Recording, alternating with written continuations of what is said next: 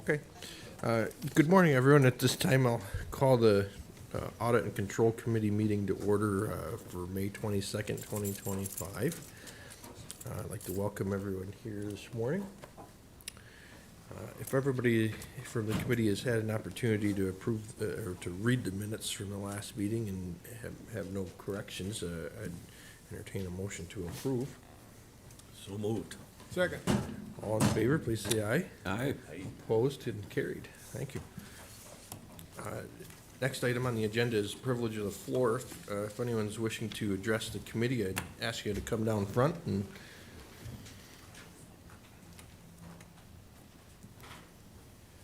not seeing anyone this morning, we will move into our regular agenda items, and our first three items are discussion items. The first one is a renew and amend resolution 179-24 is to authorize the agreement with New York State DOT for performance of project PIN number 5764.99.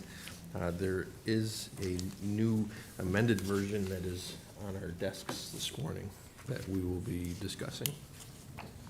Good morning, Chad Marks, Deputy Director of Finance for Department of Fiscal Management. Essentially, all this is just a reclassification of the revenue account that's going to be used to receive the funding for this project. It was mistakenly put into a federal program, and it's actually all state-sponsored money, so just the change of revenue accounts. Okay. Just what type of error, how's it get put into that? It just wasn't caught, wrong number inputted? Correct, just the wrong accounting used for that. Okay. Yep. It's an error in the accounting sentence. Okay. Questions, comments from anyone? Pretty straightforward, so thank you. Next item up for discussion is a local law introductory 3-25. It's a local law continuing an additional mortgage tax.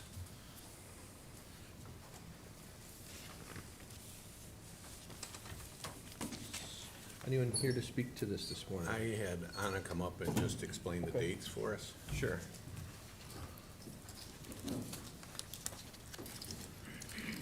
Morning. Good morning. Anna Morgan, County Attorney.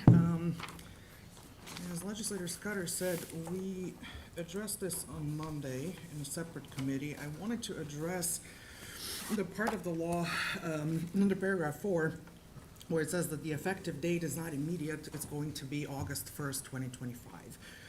If you look at the next sentence or the continuation of that sentence, it says that this is applying to the period that will begin on that August 1st, and then it will continue until April 30th of 2028.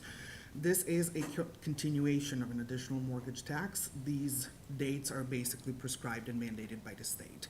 They have a very unusual filing process in this case that does push us to do this way ahead of time in May for August, and then in 3 years we will be doing something very similarly probably in February of that year. So I didn't want you to think that this is a mistake or that we're delaying for any reason. This is simply how it's going to continue onto the law that's currently in effect. Any questions about that? Questions from the committee? So basic question, Sure. why do we want to do this? Why do we want to tax this? I may not be the best person to answer that. I am here to tell you how we're continuing it. As to why we're continuing it, maybe Legislator Scudder wants to address that one. Why we're, well, it's a tax that's been in place. We're just continuing it on.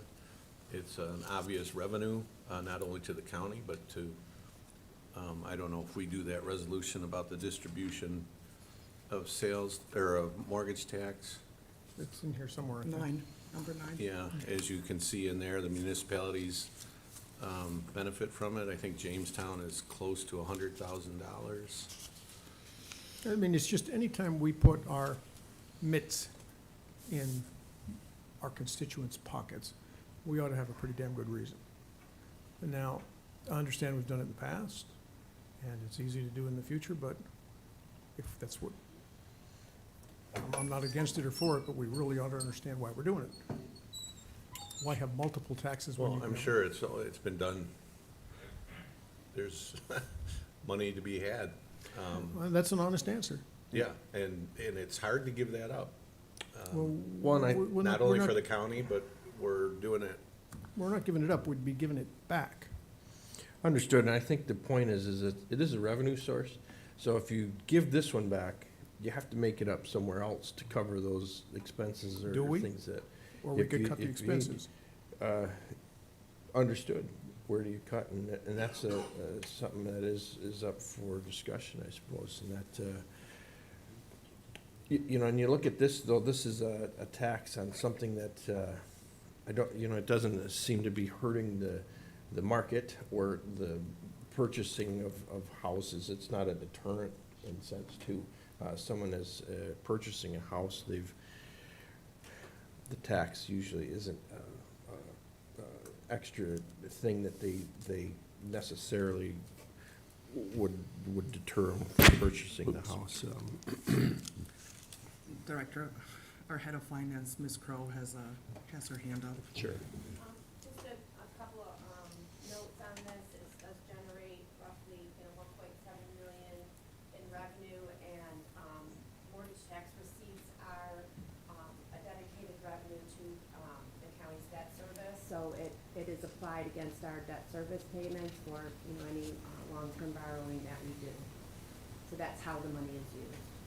Yeah, but money's fungible, and it's only a part I'm of that. just letting you know how Sure. it's used. Again, not against it or for it, but when we choose to have a tax, we want to say why this tax. Is it unequal because we're taxing people who borrow money when they buy a house, and we don't tax people who buy it with just cash? Is that what we want to do? If it is, okay, but let's be clear about it. Oh, no, clarify this. This isn't just, this is a real estate transaction, not a mortgage. It doesn't matter if it's a cash transaction or a mortgage transaction.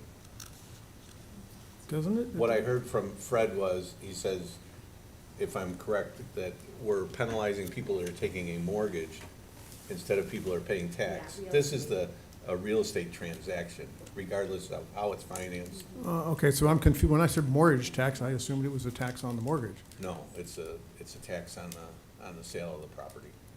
Uh-huh. Like a sale tax, like a one-time sale tax fee. Wow, If I I'm would- correct. I wouldn't get that out of the resolution, but, is that right? You have- Is that a question for me? But, Sure. I can verify that, the mortgage tax is only charged to those individuals that are taking out a mortgage.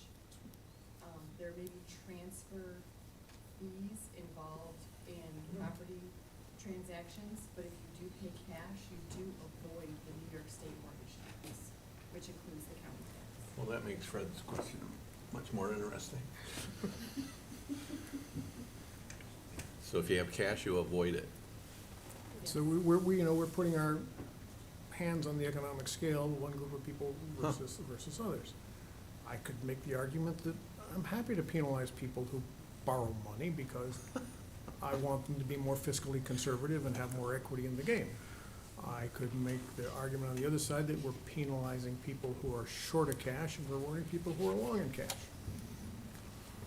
Probably the majority of the people need to take a mortgage.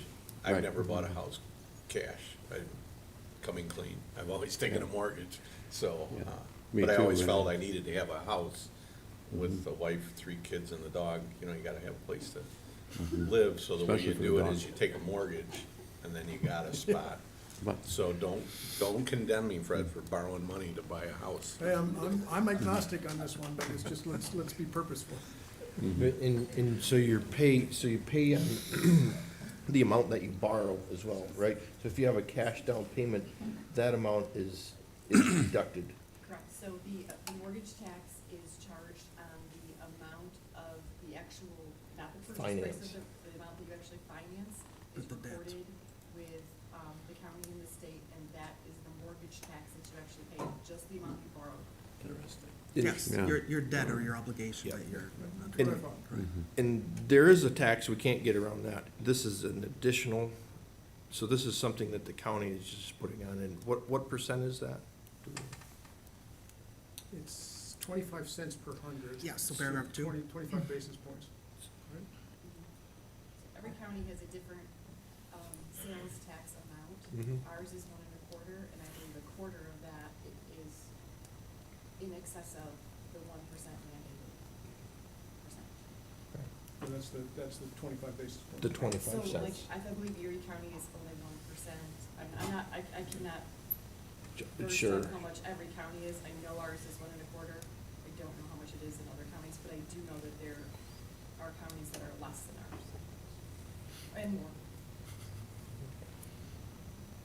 I mean, one of the things we're trying to do in this county is help foment building of houses, because we don't have enough houses to go around to house the people we're trying to attract to do jobs we're trying to fill. And I would have to, I think of it in terms of those first-time home buyers, my children who are buying homes locally and of course, getting a mortgage. And I want to keep them here in the county. And no, they're not buying the house with cash, obviously. You know, and I'd say, you know, when you purchase a home, and you look at your mortgage statement after you get it for the first few months, there's a lot of fees, a lot of taxes, and, Yeah. you know, It's sad. unfortunately, the bank collects their interest in the first few years, so you are really paying very low principal. So there would be, I suppose it's one less way that you would, help you at least catch up on principal too. And just, so you know, it's not part of your mortgage payment. It's a one-time. One-time. Tax that is on your closing statement. So it's. you One, pay and it so once it's a you pay fee, it. Yes. and so it's a It's collected one-time. and, Goes directly to the county clerk, I believe. Yeah. yes. So on a 200,000 mortgage, it would be $5,000? 500. But sure, but also, 1% is always gonna be there, That's right, correct? I'm So talking it's about the just 25 extra- basis points, yeah. Extra additional. I Kitty? mean, just also to 2,500 keep bucks? in mind, the county clerk's Nice office chunk. is obligated to, maintain the public record of the mortgage. So there is a cost to the county for maintaining those records, so just, to keep, Okay. that's one point in the big picture. Do you roughly know how much that would, what time does that, and what type of personnel? I mean, that's the whole job of the county clerk's office is to maintain public records, so, Yes. anytime there's a mortgage transaction, that It's the core information is business. going to need to be Sure, so, accessed. how much is it actually We have, adding? record It's storage probably minimal. costs, we have facility to house our records, electronic record storage. So I am lightly supervising the county clerk's office now that Ms. Emily Blevins is out on maternity leave. I would say at least 3 or 4 people, because it's their core business. It's something that they cannot be short-staffed on. They need to always have staff on a regular salary, usually with all the benefits. And then from what I understand, almost the whole office, excluding the DMV and some really specialized people, need to know at least the basics of what to do with it when an attorney shows up, wants to drop stuff, give them checks, etc. So I would say a very large amount of what they do is, and of course, mortgages and real property is the most sensitive of them, because we really don't want any mistakes. So it is a good point in the sense that, now, we aren't using the revenue per se from this to cover those employees' expenses, but there is an expense that is classified that. We're using this to pay off the long-term debt. I mean, we very could use some of it to pay for the salaries of those individuals if we needed it. It's My favorite word here is fungible. understood. I mean, the money goes into a pot and the pot gets recut. And to Correct. try and assign one input of money to one or another thing it But- doesn't work that way. Understood, but this could be considered a fee for Considered, yeah, but you know, the service too. Sure, it also goes to buying new cars, but anyway. I appreciate the argument and maybe some no votes on a matter of principle. I was trying to do my math real quick. I think I've taken 6 or 7 mortgages, commercial, residential, since I've moved here in '86. I never considered whether I was gonna buy a house or a property due to the mortgage tax. That was never a factor.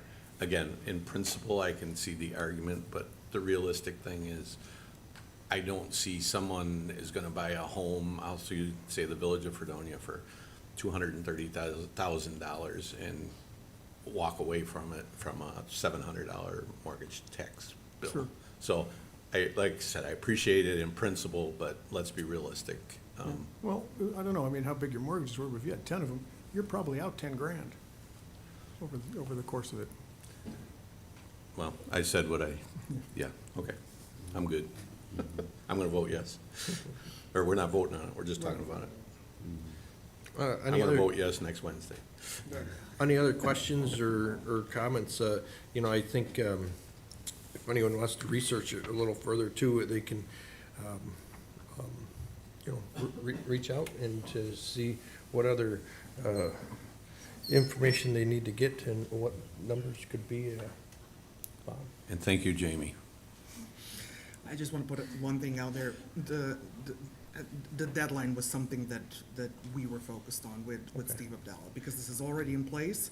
And if we want to continue it, which I obviously leave to you, this is how it's done, and now is the time to do it. So- Just have that in mind. Okay, and that was a question I was gonna have, is, so Yeah. we, timeline is something, this isn't something we can table and discuss further, it's something we really need to kinda keep Correct. moving forward. Because of the whole filing requirements that require us to act 2-3 Yep. months ahead of time. So, Now is questions the are next to, Wednesday, right? questions are to be now, and a vote of yes Right. or no coming up is Yes, recommended. I just wanted you to be cognizant of that, Yep. so it's not delayed. Okay. If it's delayed. This was so much easier in administrative service. Nobody had any questions. I apologize. Well, that's. Accepted, Fred. That's why we're reviewing it today to discuss, so that's, it isn't a simple yes and no sometimes, and, so any other questions or comments regarding this? Okay, thank you for the information. You're welcome. We'll move on to number 3 is a local law introductory 4-25. It's residency requirements for assistant attorney titles in Chautauqua County government. So this local law is focused on waiving/lifting the requirement currently in place by the specialized state law that basically says that the county attorney, district attorney, public defender, social services attorney should be, need to be residents of Chautauqua County when they're taking their position, during their appointment. Out of that law, a position and opinion comes out that they're deputies, they're first, second assistants who act on behalf of those attorneys. So for example, my first assistant, if she's acting as the county attorney, also needs to be a resident of the county. Our county has, for the most part, followed the logic that applies to every other assistant attorney that's hired by the county. We did in the past make certain exceptions on a case-to-case basis that we then justified by saying this person will not be acting as the head of the department. Now that we have some interest from people outside of our county, we're looking to make it a general rule for everybody. So what this law does, it basically says, listen, we don't need this restriction in Chautauqua County the way the state might have envisioned it completely, but we do have certain limitations. So what we're asking in this local law is to say, listen, people who do live in adjoining counties to us, who are attorneys and who are interested in jobs within our legal departments are going to be eligible to take those jobs.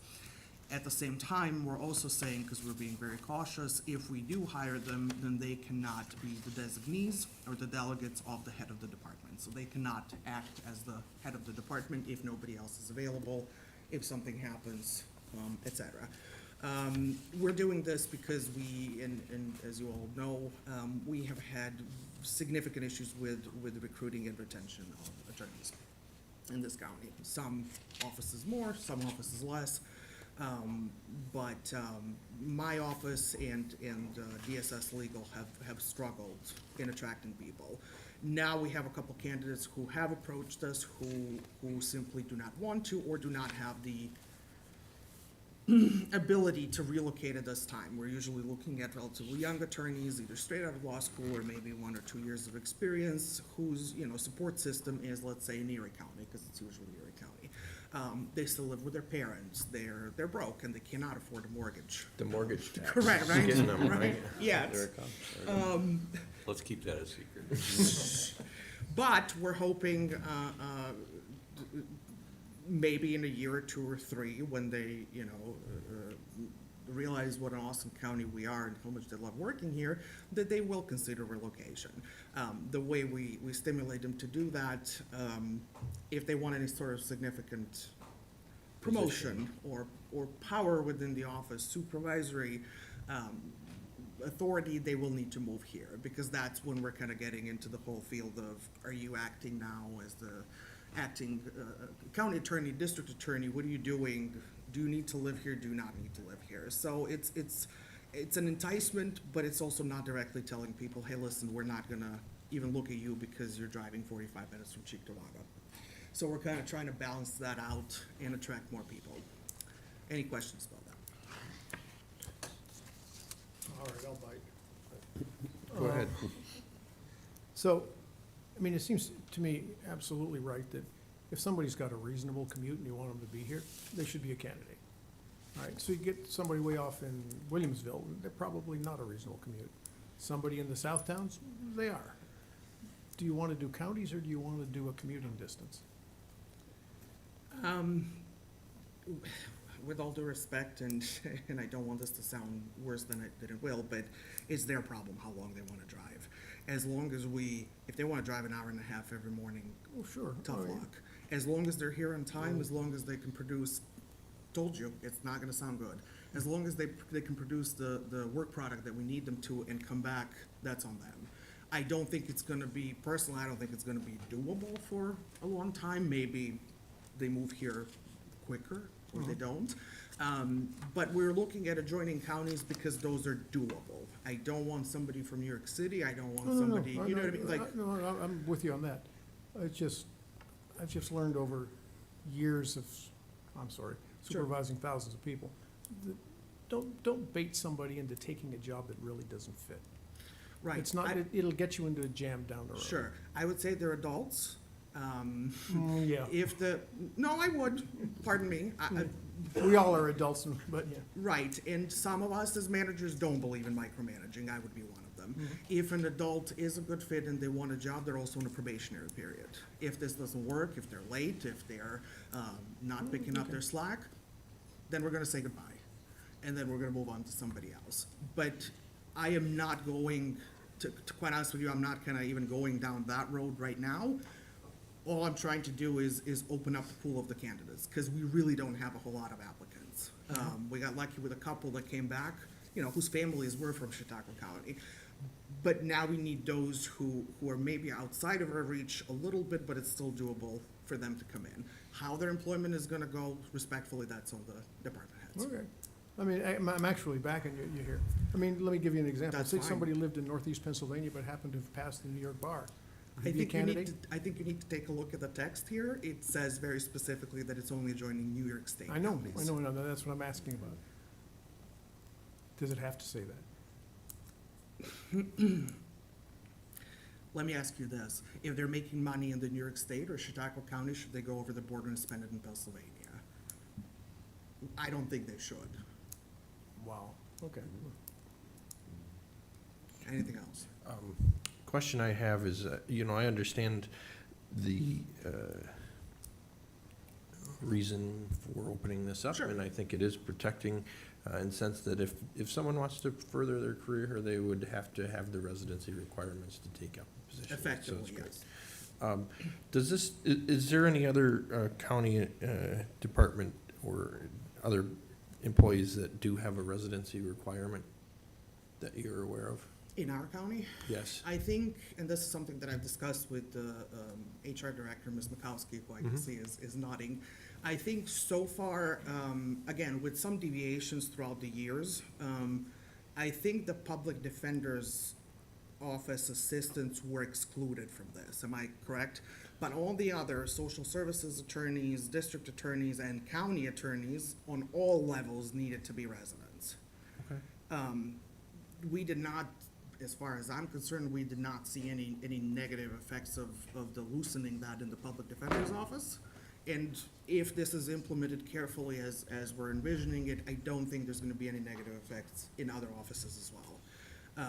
We have had individual exceptions before, 10 years ago, 8 years ago, where we shielded that person, we said, you don't reside in the county, if something happens and our head is not here, somebody else is going to have a delegation to act on behalf of the county, you need to sit this one out.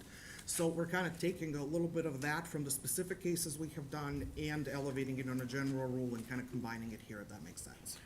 So, and the other question, like all departments, so, I'm, like if the sheriff's department has a residency requirement, would it be opening, would it be precedent setting in the sense that, is it, I is it understand your fair? point. Okay, that's, I'm sure that had been discussed and, were there others that now feel that they might be being penalized, or maybe other departments might say, hey, if we can have this open for some attorneys, can we have it open for some of these other positions, and that, that's my question. It would So- be a valid question. I think my advice would be to take a look at the group of employees separately and explore, their qualifications, mandates of their job.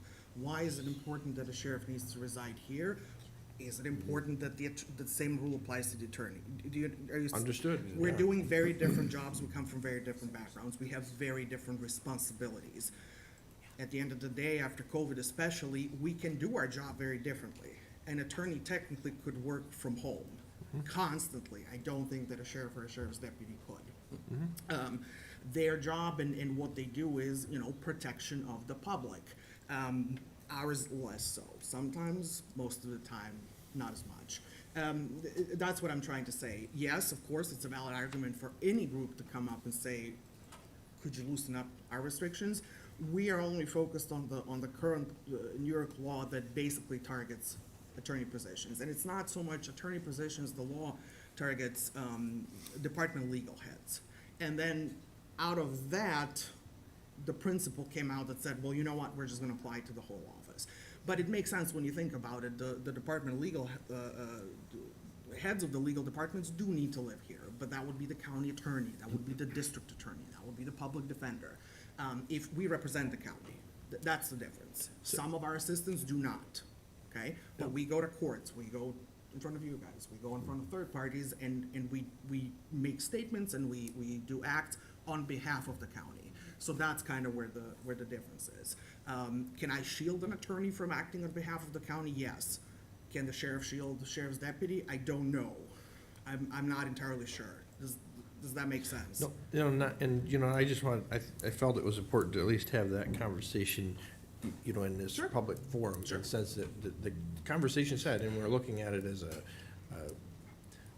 my assumption is that there is other residency requirements in other departments, and that we are looking at it individually, and it makes sense for this particular one.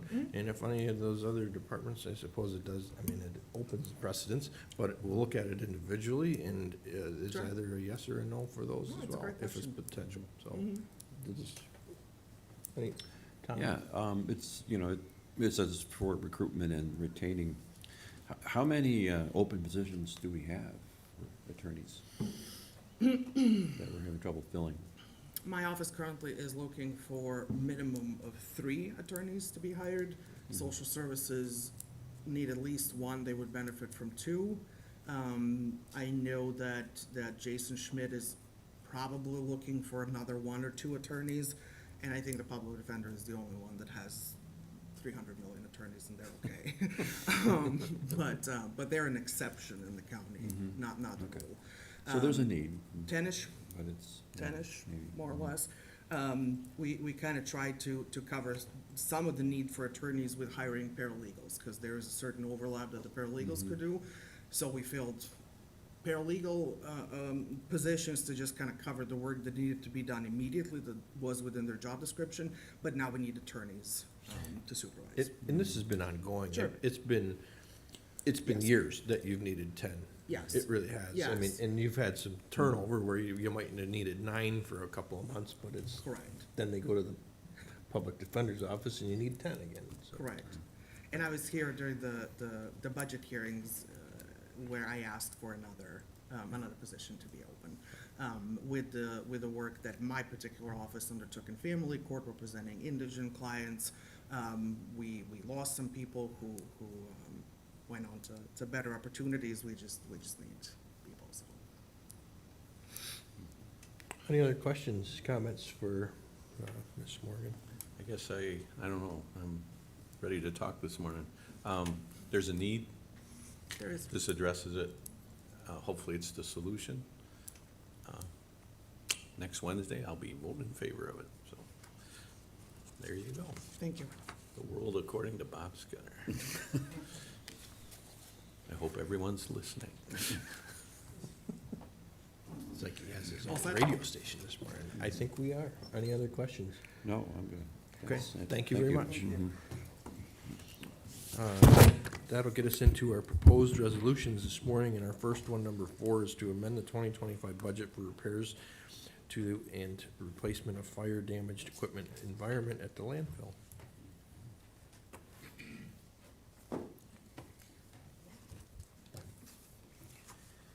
Good morning, Aaron Gustafson, Deputy Director of Public Facilities Environment.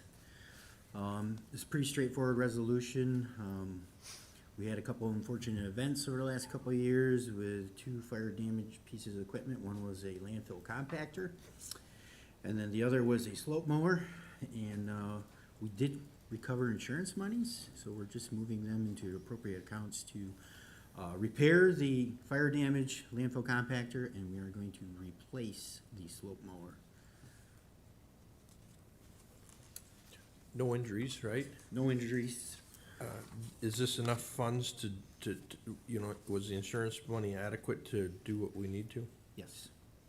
Yeah, it took some time with the landfill compactor fire, just dealing with the oddity of having a machine built by one company and a motor by the other, and then trying to come together with a repair schedule.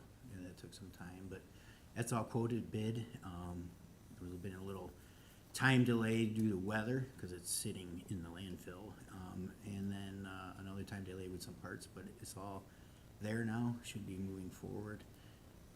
And the slope mowers progressed fairly reasonable. Took some time to search for a different kind of mower, because the old one is obsolete now. They don't make them anymore. But I believe that bid is out, I think it went out Monday. But this equipment is important and necessary and needed, Oh, so it's a shame that some of these things take a long time, but that's why we, with the compactors, you've chosen to have redundancy, so if one is down or out for maintenance or getting rebuilt, you always have Correct. 2. That's why we have 3 now. Yep. A little background. I can understand how a compactor might catch fire or something. How do you burn a slope mower? What happened?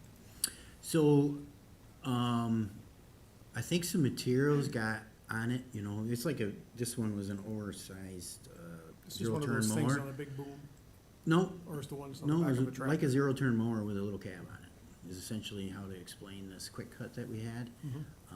And because we have to wait until August per our permit for nesting birds to finish their job, grass gets fairly high. So what happened on an angle on a slope, some loose grass got kicked up in a dry point of time and caught on the side of it, and we got water and some firefighting equipment to it in a fairly reasonable time.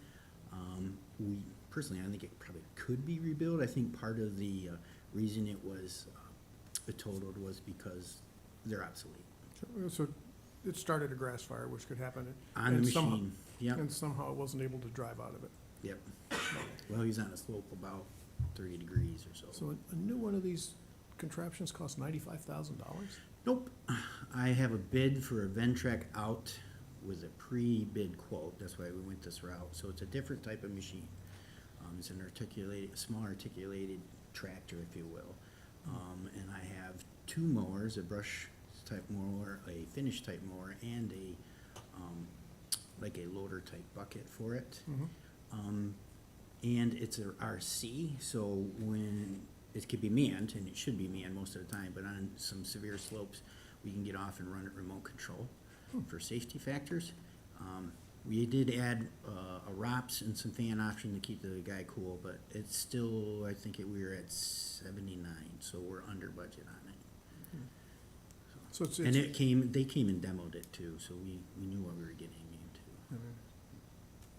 we're all stunned at what tractors cost these days, but, you know, for a mower, you're gonna spend 95, but you're getting more than one, I guess.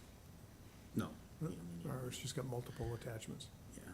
The Ventrac's a nice little machine, and they have the ability to put on multiple tires, and that's what makes them stabilize in the slope.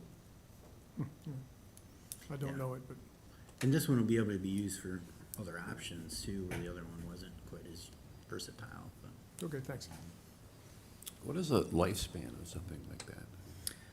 I don't know about the Ventrac, to tell you the truth. I mean, I would assume we'll have it for 10 or 15 years. I mean, good maintenance, I think you can have anything to that effect. But, plus it's only utilized, you know, a short time during the summer season. We do a lot of mowing with our tractors and brush hogs. That's mainly for the slope areas, where it's a little dangerous with a tractor and brush hog. Of course, the landfill compactors, we keep anywhere from 5 to 10 to 12 years, depending. We won't need to buy a new one, and if you remember, we bought a new one last year, a new Cat. Having both types have a certified rebuild program, so we're going to go that route. So we should be able to get into a like new rebuilt machine for half to 2/3 of the price of a new one. Other questions or comments? Thanks. All those in favor, please say aye. Aye. Opposed?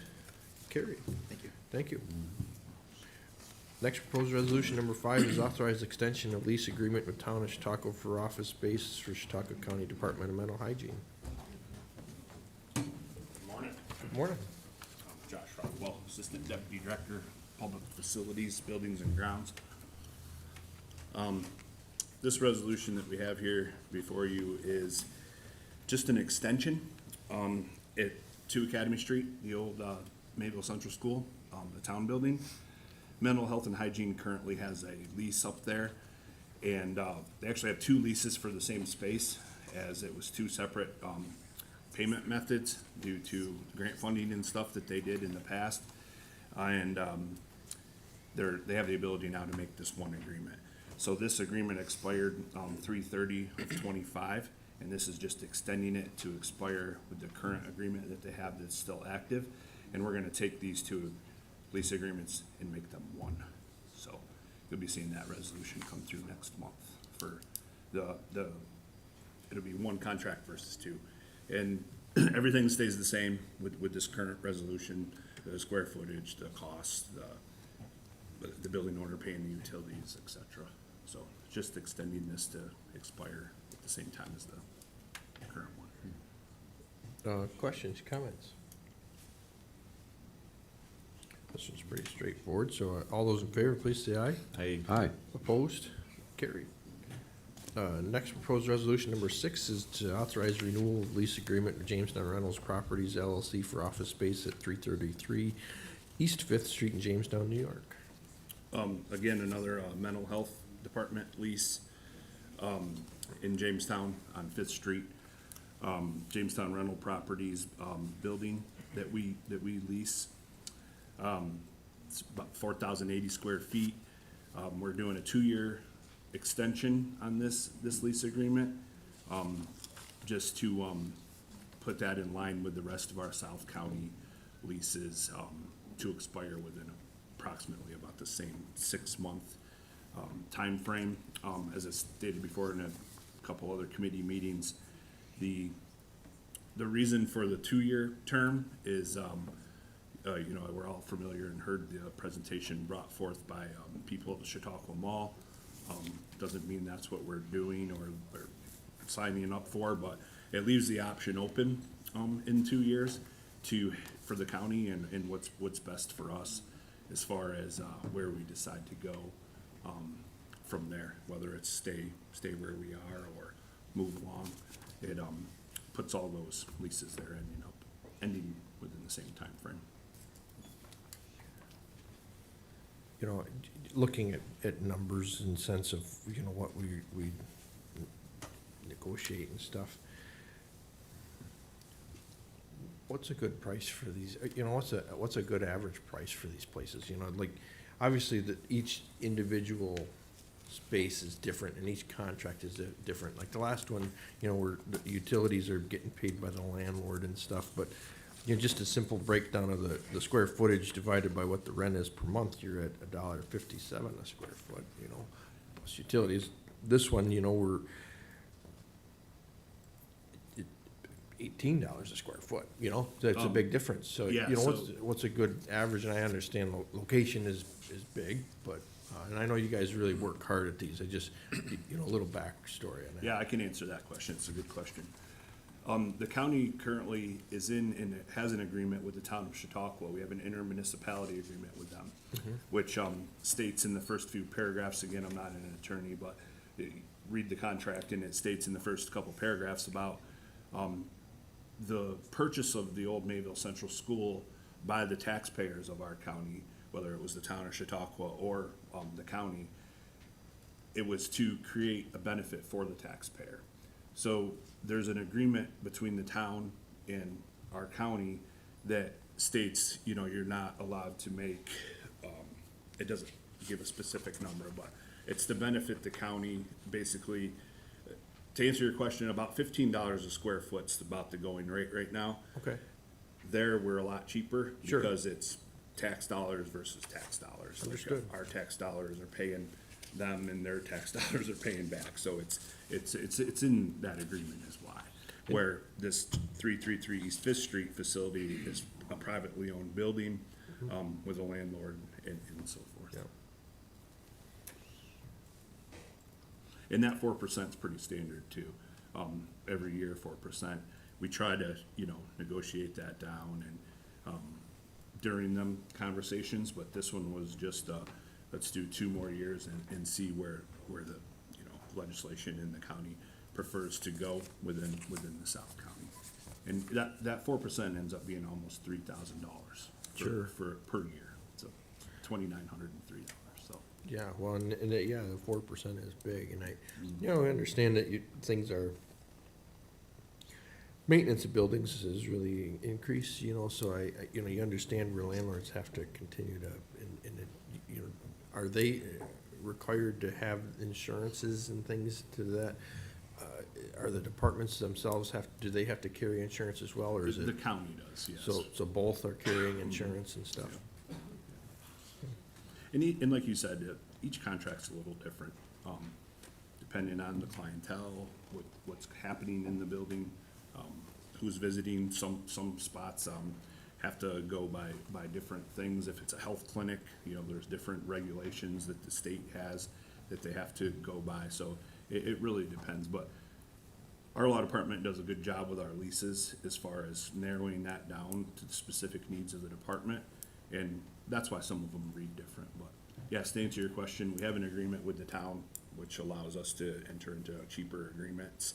And we also, the 4% is pretty standard, and about $15 a square foot's the going rate. What is the increase for the town, or with this building? It's staying the same. Okay, I just was curious what their rate is of an Yeah. increase is, because they have the same responsibility in sense that, like, now they're putting a roof on it, right? So Yes. some of their income from that is going back to repairs and that. they haven't seen that, they don't seem to be having that 4% increase, you know, either. The roof is a different part of the building that was owned by a private individual, Okay. and the county just took that contract back over. Okay. The intermunicipality agreement states like the town is responsible for, you know, X and the county is responsible for Y. So there's stuff up there that we do too, like maintenance wise. Not only just in the family court area, but there's shared hallways, shared bathrooms, the plowing, the salting, the snow removal. They're responsible for the lawn mowing. So it's a shared Okay. intermunicipality agreement. Questions, comments? Okay, thank you for your explanation on that. All those in favor, please say aye. Aye. Opposed? Carried. Number 7 is authorized lease agreement with Jamestown's Rental Properties LLC for office space for Jamestown DMV. This resolution, again, is very similar to the one I just spoke about. It's just a 2-year, extension. All the terms and conditions are staying the same,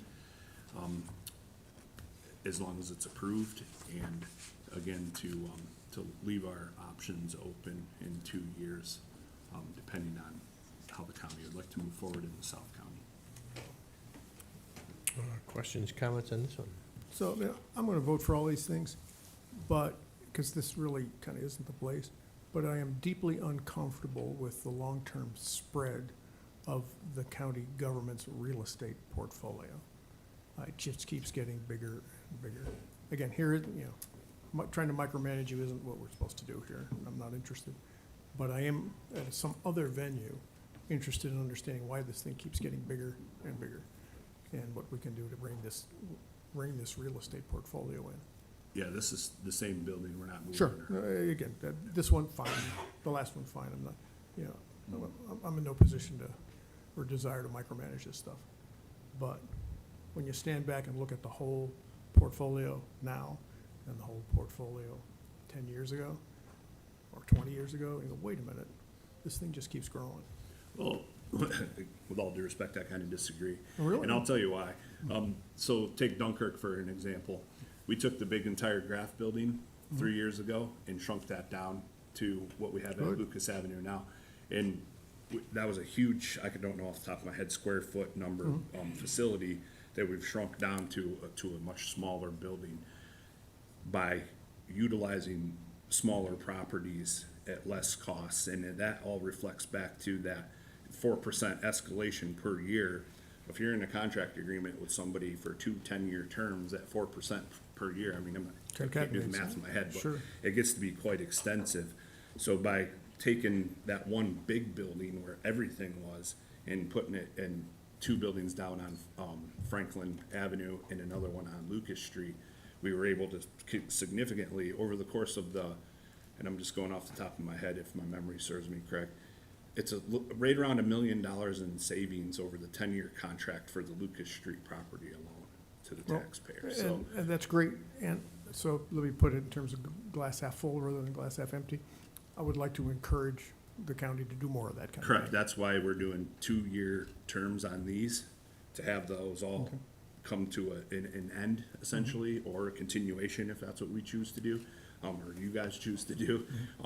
That stuff will all be wrapping up within the same time frame. So we could take, and maybe the mall idea is a good idea and you guys voted and wanna do that, maybe not. Maybe it's stay where we are, maybe it's build a new facility or whatever direction that you guys choose to go. The option will be there as far as the contracts are concerned. Sure, and you can elaborate a little bit, because Fred put us into this rabbit hole, because it is an important question. We review these continually every month. What is you're in discussion about this with other committees, right? And of what our county real estate looks like, and what the county should be doing moving forward. So to answer your question, Fred, there is conversation around that to make sure that we are meeting the efficiencies that are needed, and what the best route is. Now, whether it be, like Josh said, is to build a structure, or is it to look at different various availabilities of properties that are owned by others. So you're having that good discussion currently, correct? Yes, we are. Yep. So, and that's, can you describe the makeup of that, that, I don't know if it's a committee or a group or, whatever it may be. The good majority of those discussions take place at our public facilities meetings. We could put something together for sure for the next facilities meeting, a more detailed, I do have a meeting tomorrow, with others that, with Tim and, Drew, our engineer. We meet with developers. I'm constantly looking for property almost daily on the internet, in the South County. And again, I don't wanna make it sound like we're trying to get away from this current stuff we have going on, but we do need to look into exactly what you're saying. Where do we wanna be long-term? And to get back on topic, that's what these three resolutions are helping us do, is to have that stuff all come to a end within the same time frame. And if it's chosen to continue as we are, then that's what we have the option to do. So if it's build the new building, we have the option. So that's where we're at with that. Just a comment, I'm concerned about them moving to the mall. Representing Jamestown, I would oppose that, because I think we need to look at how do we best serve the people. Yes, That's gotta be part of the conversation, not just sure. what just makes, maybe, it might more sense to go somewhere else, but it's a conversation I think we'll have So. a year or two from now, but. Yes, exactly, good point.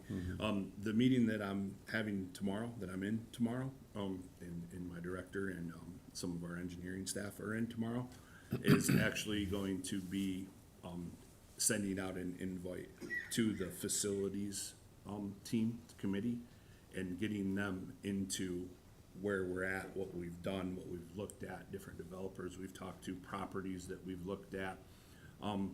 Again, not saying that we're gonna move to X, Y, or Z, but you do need to turn those stones over, and we've been doing that currently for a couple of years now, so.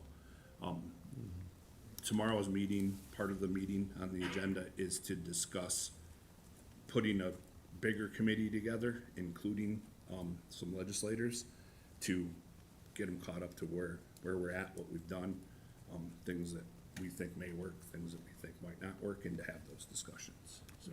Yeah, it's important that you develop that committee group and continually to plan for that, and also get that direction, because if you just kind of keep going status quo, like Fred said, you keep getting 4%ed too, right? Exactly. So it is important to be able to have a plan moving forward that kind of changes and also, as opportunity arises, as time goes on, just because you're at a place for 15 years, you don't stay there another 15. If there's somewhere else that is a little better fit, or also a little more cost effective, or that's a discussion. If it is the right place, you stay there another 15. That stuff's always negotiated too, like when these contracts come up, we sit down with the building owners, Tim and I do, and often Drew from our engineering department, and we discuss that stuff. We'll say, we think that's too much, or, we understand the cost of electricity has risen in the last 5 years, and you're paying the utilities, or, we do negotiate that stuff, so. No, sounds like you guys are on the right track, especially in the other communities. Just so you understand, if the legislature doesn't speak for the taxpayer, who does? Yeah.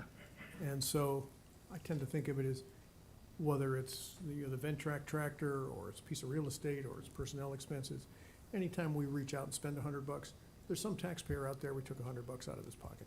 Yeah. Is that $100 better in his pocket or better in the county budget? I'd like to think I speak for the taxpayer, though, and I think Well, anyone you that are sits one. on this table should, because like when we negotiate this stuff, we do shoot for the best deal. We do oftentimes get, you know, a lower cost, or maybe something else added, say the snow plowing or the sidewalks being or, you know, there's always you know, as you know, there's a negotiation that happens there, and you might not necessarily see it on the cost that we're paying per month for the building, but it might be somewhere else.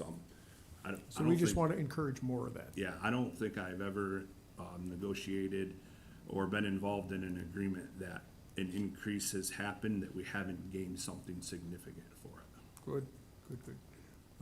But yeah, it's just, so it's not like, you know, we don't have confidence or whatnot, but it is our role. And as again, in this kind of stuff, it's not our role to micromanage it, but it is our role to look at the larger picture and going, hey, you know, we need to push to be more efficient in all areas. Correct. Well, Thank you.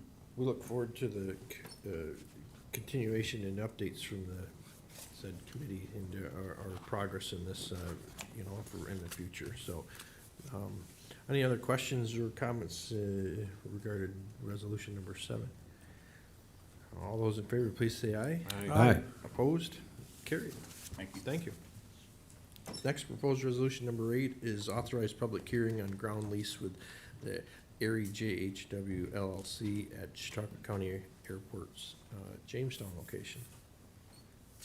Good morning, Brian Bates, Assistant Airport Manager.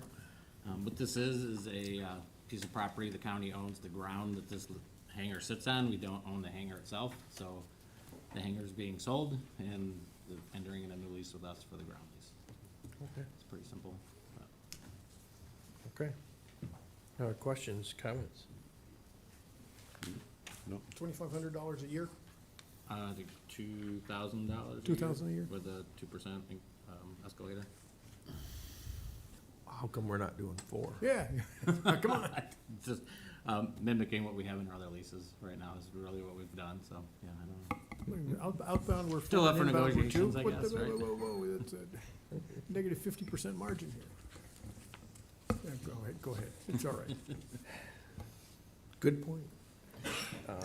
Other questions or comments? All those in favor, please say aye. Aye. Opposed? Carried. Thank you. Thank you. Next proposed resolution number 9 is the distribution of mortgage taxes.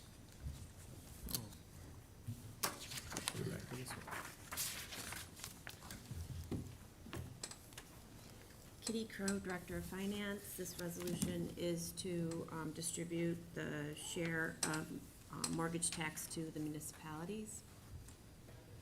Something we forgot to mention about is this is the extra? Is this the basis point or the 1.25? I can't speak to, I don't have the answer to that now, but I can send it to you after Okay. today's meeting. So this is the, on the 1%. Well, the 1.25, right?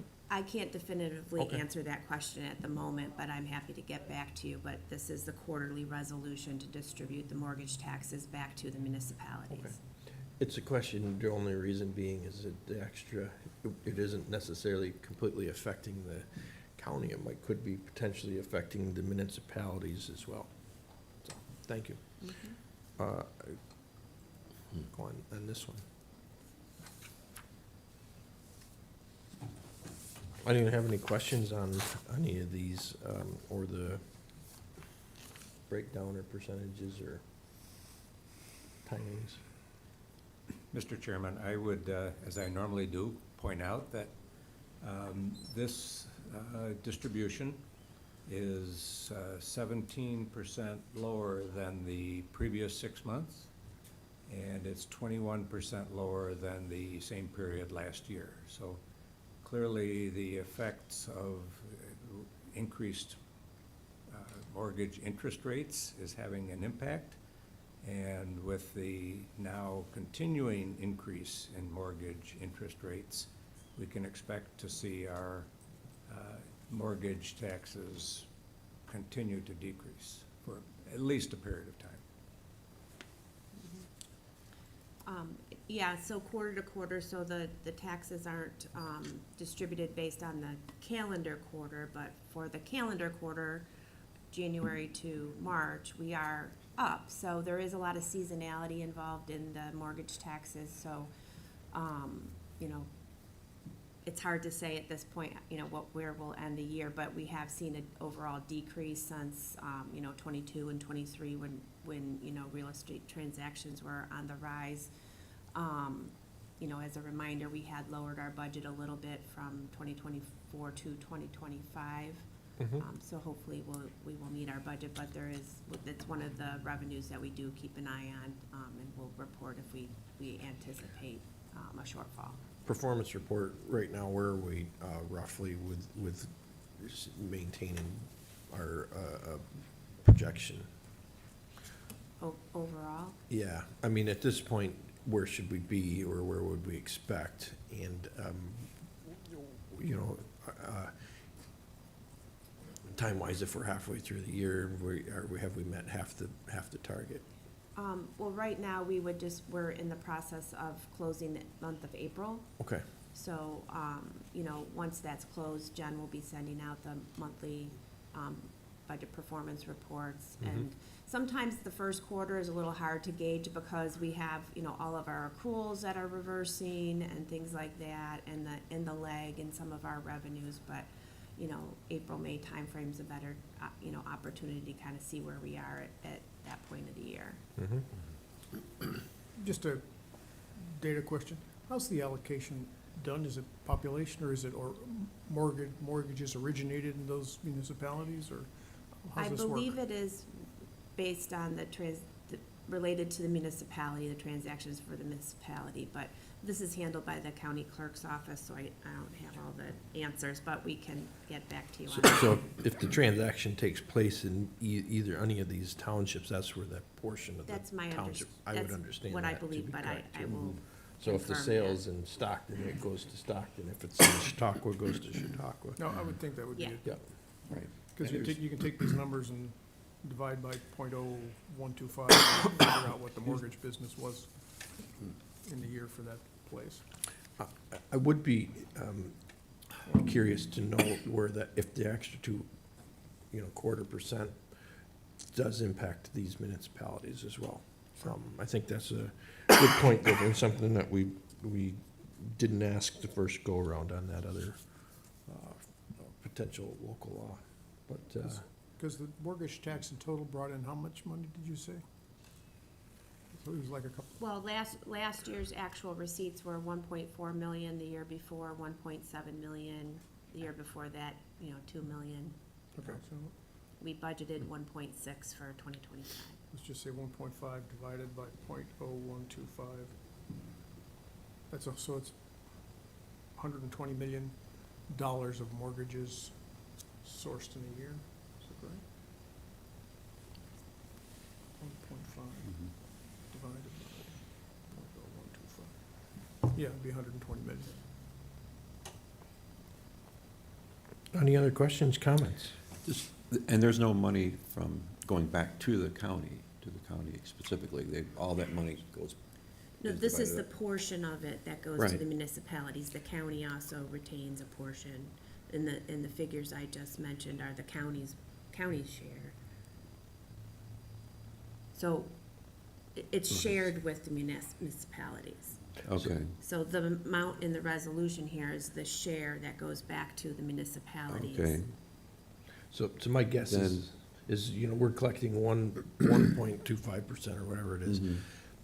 And then a portion of that, percentage of that is divvied back to the municipality in which the sale took place. So Right. the sales make a difference, so each year there really could be no rhyme or reason in any of these municipalities. It's hard for them to calculate, so whatever's gonna be sold within their town that year, right? Which is difficult probably, but also it probably doesn't fluctuate a whole awful lot, because there's probably pretty steady turnover. So it looks like somewhere between 40 and 50% are going back to the municipalities of the total. If your total tax is $1.5 million, and we're putting back Yeah. I'll 680,000. get back to the committee on the Okay. actual distribution calculation. All right, thank That would be helpful, yeah, because I think that'll help our other discussion and decision on the extended additional amount too. It doesn't Yes. just impact the county, definitely impacts all the other municipalities too. Mr. Scudder? I just Googled the mortgage tax rate in Erie County, and it's 1%. The mortgage tax rate in Cattaraugus County, according to the internet, is 1.25%. So we'd be in line with Cattaraugus County. Yep. We'd be a little higher than Erie County, but if I can use a but here, which I guess I am, Erie County also charges 8.75% for sales tax, so, Yeah, I know, it's a, you know, this or that, yeah. Other So question? we're in line. I mean, we're not, Understood. it's not ridiculous. Okay. Thank you. Questions, comments? All those in favor, please say aye. Aye. Opposed? Carried. Thank you. Next proposed resolution number 10 is amend the 2024 budget for year-end reconciliations, various general fund departments. Okay, these are some final entries, made, and adjustments necessary to close out, 2024, budget. So all of these, balance themselves out. Some of the, the two larger ones here, emergency services had an ambulance that they did purchase with, state aid intercept fees. So you'll see that revenue, down below, the 51,000, was just a accounting transaction related to our projects, with the, interfund transfers. And, some contractual costs for finance offset by, the .8 classification in the real property tax office under the Department of Finance. Questions, comments? All those in favor, please say aye. Aye. Opposed? Carried. Next proposed resolution number 11 is amend the 2024 budget for year-end reconciliations, various enterprise fund departments. And I believe that we will be reviewing this morning an amended version, which has been placed on our desks. So if you look at that version, that's what we'll be discussing. Okay, I don't know if you need to take action first to amend by substitution, or if you just would like me to read out the So it- amendments so you could amend the. It already has been amended, correct? We did No? not, this was, Okay. came to light after administrative services. So, I'll make a motion to amend it by substitution. Wait, I think I did see that, yeah, sorry. Yes. so if everybody's in line, we have a motion to amend by substitution. Is there a second? Second. All in favor? Aye. Opposed? Carried. So we will be discussing now the amended version. Okay, so again, we had, various entries made that weren't wrapped up in a prior resolution for year end. These all pertain to our enterprise fund, so I organized everything together, so,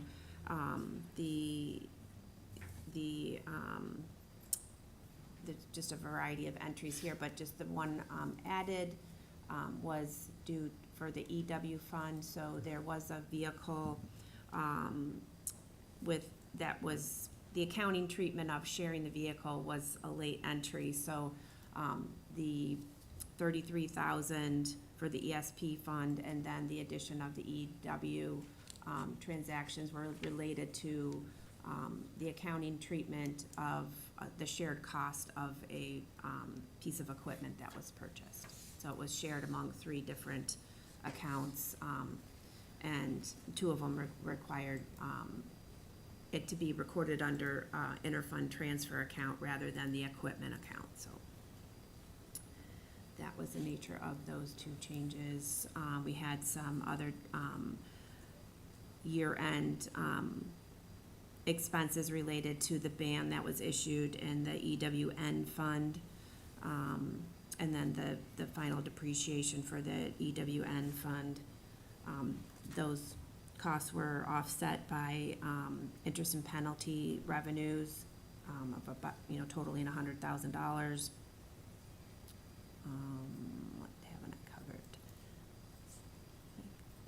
I think primarily those were the highlights, but if you have any other questions, I can help answer. Questions, comments?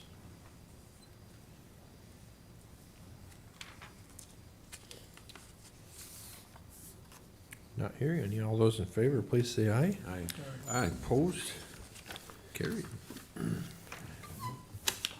Next proposed resolution is number 12. It's to amend the 2024 budget for year-end reconciliations workers' compensation fund.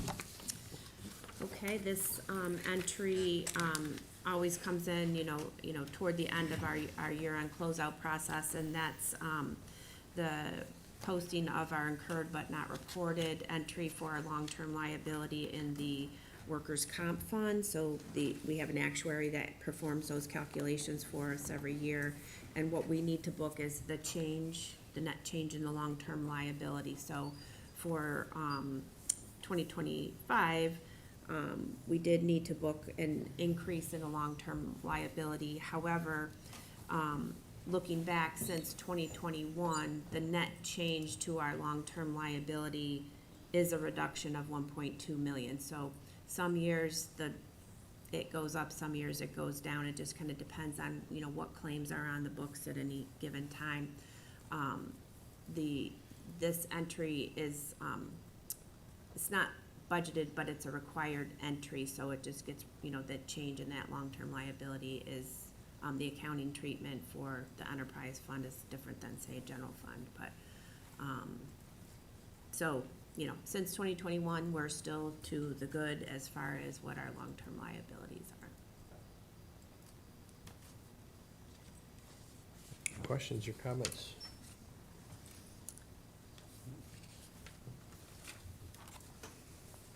Not hearing any. All those in favor, please say aye. Aye. Aye. Opposed?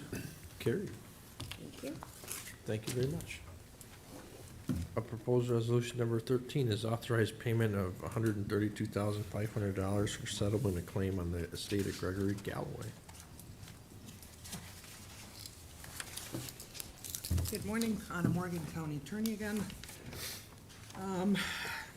In this particular resolution, we're asking the legislature to authorize a payment arising out of the settlement in a proceeding that the estate of the deceased Gregory Galloway filed against both the city of Dunkirk and its defendants, as well as Chautauqua County. Mr. Galloway, at the time of his death, was an inmate in Chautauqua County Jail. He was there on remand. And his family, through his estate, filed a claim against us that we settled after, I think, 3 years of very careful discovery, analysis, hearing the expert witnesses, the coroner's reports. In the end, the parties decided to settle on paying a total amount of $170,000 to the estate in the name of pain and suffering that the deceased endured during his stay in Chautauqua County Jail. Out of the $170,000, Chautauqua County is liable for $132,500. The rest will be paid out by the Dunkirk City defendants. Out of this sum that is our liability, we have reached out to our insurance carrier, NYMER. They are ready and willing, per the terms of our insurance, to cover half of it. So our deductible would be 50%. That is the amount you're looking at, in the amount of $66,250. However, because we are the party here, we need confirmation that we could cover, if needed, the whole amount of $132,500. I'm bringing this resolution in front of you because the estate of the deceased has now started a proceeding in Chautauqua County Surrogate's Court, and the judge, Judge Cass, wanted us to present in a formal way that the county is ready and able to pay the full amount if needed. Now, we don't expect that it's going to be full amount, we only expect it to be half, but that's how this works. Any questions? Questions or comments? Sounds like it's a shot bird, we need to do it.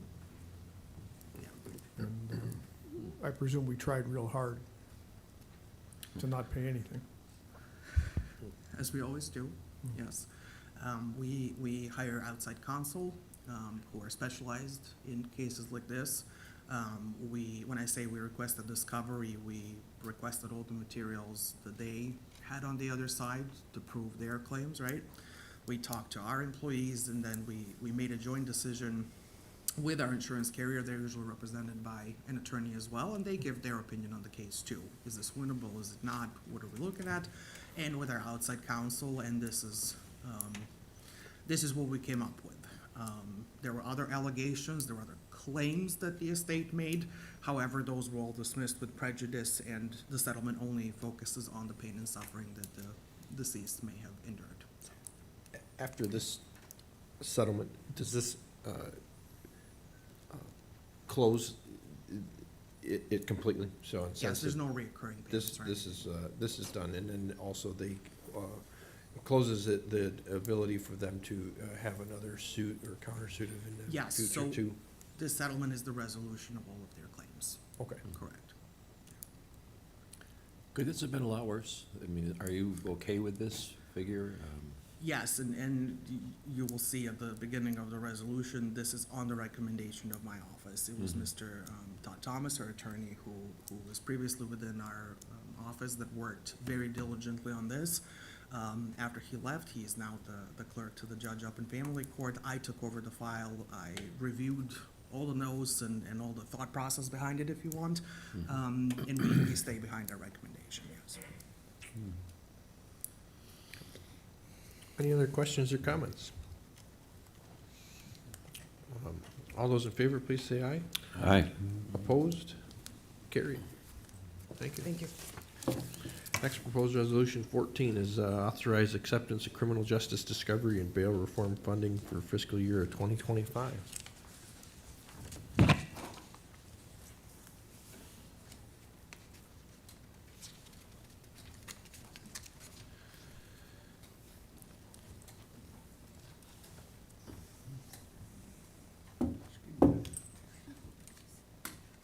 Good morning, committee. Madeline Contiguglia for the District Attorney's Office.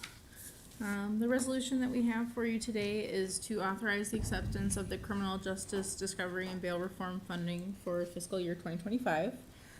This is going to be the fourth installment of the discovery and bail reform funding that has been provided to the county by DCJS. It's funds that are offered to the county and the municipal police agencies, the sheriff's office, and the probation department to offset some of the increased costs incurred due to the discovery and bail reform laws that were enacted in January of 2020. DCJS has awarded the county a total of $945,058 for this installment of the grant, and that is to be shared between the district attorney's office, the probation department, the sheriff's office, and the local police agencies in Chautauqua County. We are requesting that the legislator also authorize the county to execute some contracts and agreements with the probation department, the sheriff's office, and the municipal police agencies to provide them with the funding that we have decided to allot with them. So the total award was awarded to the district attorney's office, and it's our responsibility to provide the funding to each agency involved in the grant. The total of the contracts and agreements for this installment is going to be $286,000.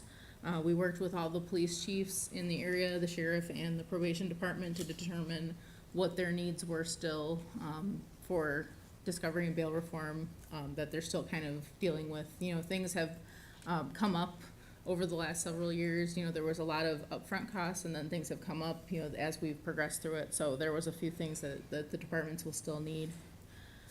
The revenue for the contracts and agreements was not included in the DA's budget for 2025. So we are asking for a budget amendment for our office to increase our contractual expenses and to increase our equipment. We've purchased some furniture for increased personnel as part of the discovery and bail reform laws. Our amendment is budget neutral. The probation department also did not include this revenue in their 2025 budget, so they've asked for an increase to their contractual expenses and an increase to the revenue, so their budget amendment is also neutral. And the revenue was not included in the sheriff's department for 2025 as well. So we've also included an amendment to their department, which is also budget neutral. The total that will be spent in the DA's budget for the following years is going to be included in our subsequent budgets. The total award does not have to be spent in one year. It can be carried over to the next year. So we never budget for this money because we never know if it's going to be coming back to us. But we will be planning on putting it in our 2026, 2027 budgets, and then if there's any left over into 28. So in the past, we've heard Mr. Schmidt come in and discuss, different townships and how much actually the district attorney's office as aids and assists those other agencies. With equipment and personnel, and this hopefully is closing the gap in some of that. Yes. Yeah. Have you seen, have those municipalities utilize the funds that you have given them and Yes. this is helping? Yeah, all of them were able to upgrade their body worn cameras. A lot of them did not have cameras or had very old cameras that didn't work well. So that they all now have new cameras that work very well.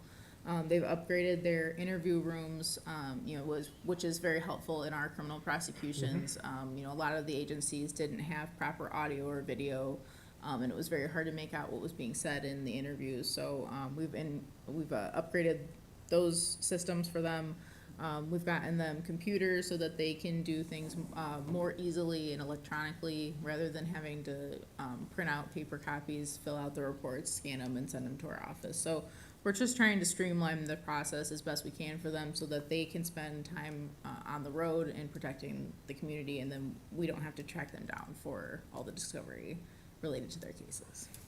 Sure, I know that he's, had referred to trying to hear interviews and it doesn't work. Yeah, he said, like most notably, like we were in the town of Ellicott and the video was like about this big on the screen, and he's like, couldn't hear it, couldn't see it. And it was a homicide investigation. So we upgraded Ellicott's computer system and their interview room system, so they have a much better system now.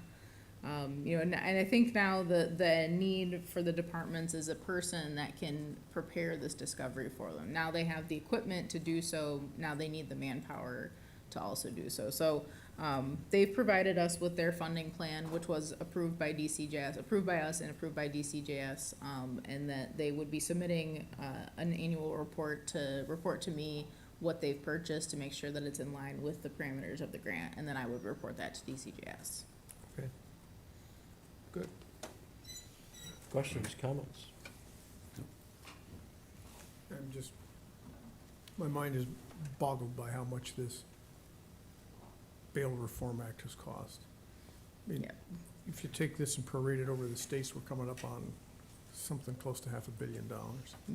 Yeah, All in. and we are one of the smaller jurisdictions, and this is the award that we've been given. So, Erie County and it's Monroe County, all the larger counties, they get funding proportional to the number of arraignments that they have annually.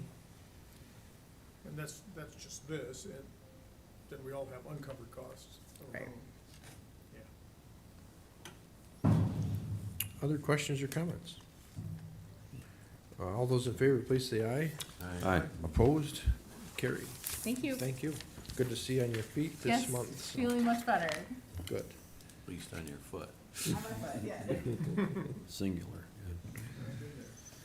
Next proposed resolution is number 15. It's authorized agreement with Chautauqua Cattaraugus Series 2 BOCES for culinary arts instruction 2025 to 2026. Good morning, Under Sheriff Nate Batamy.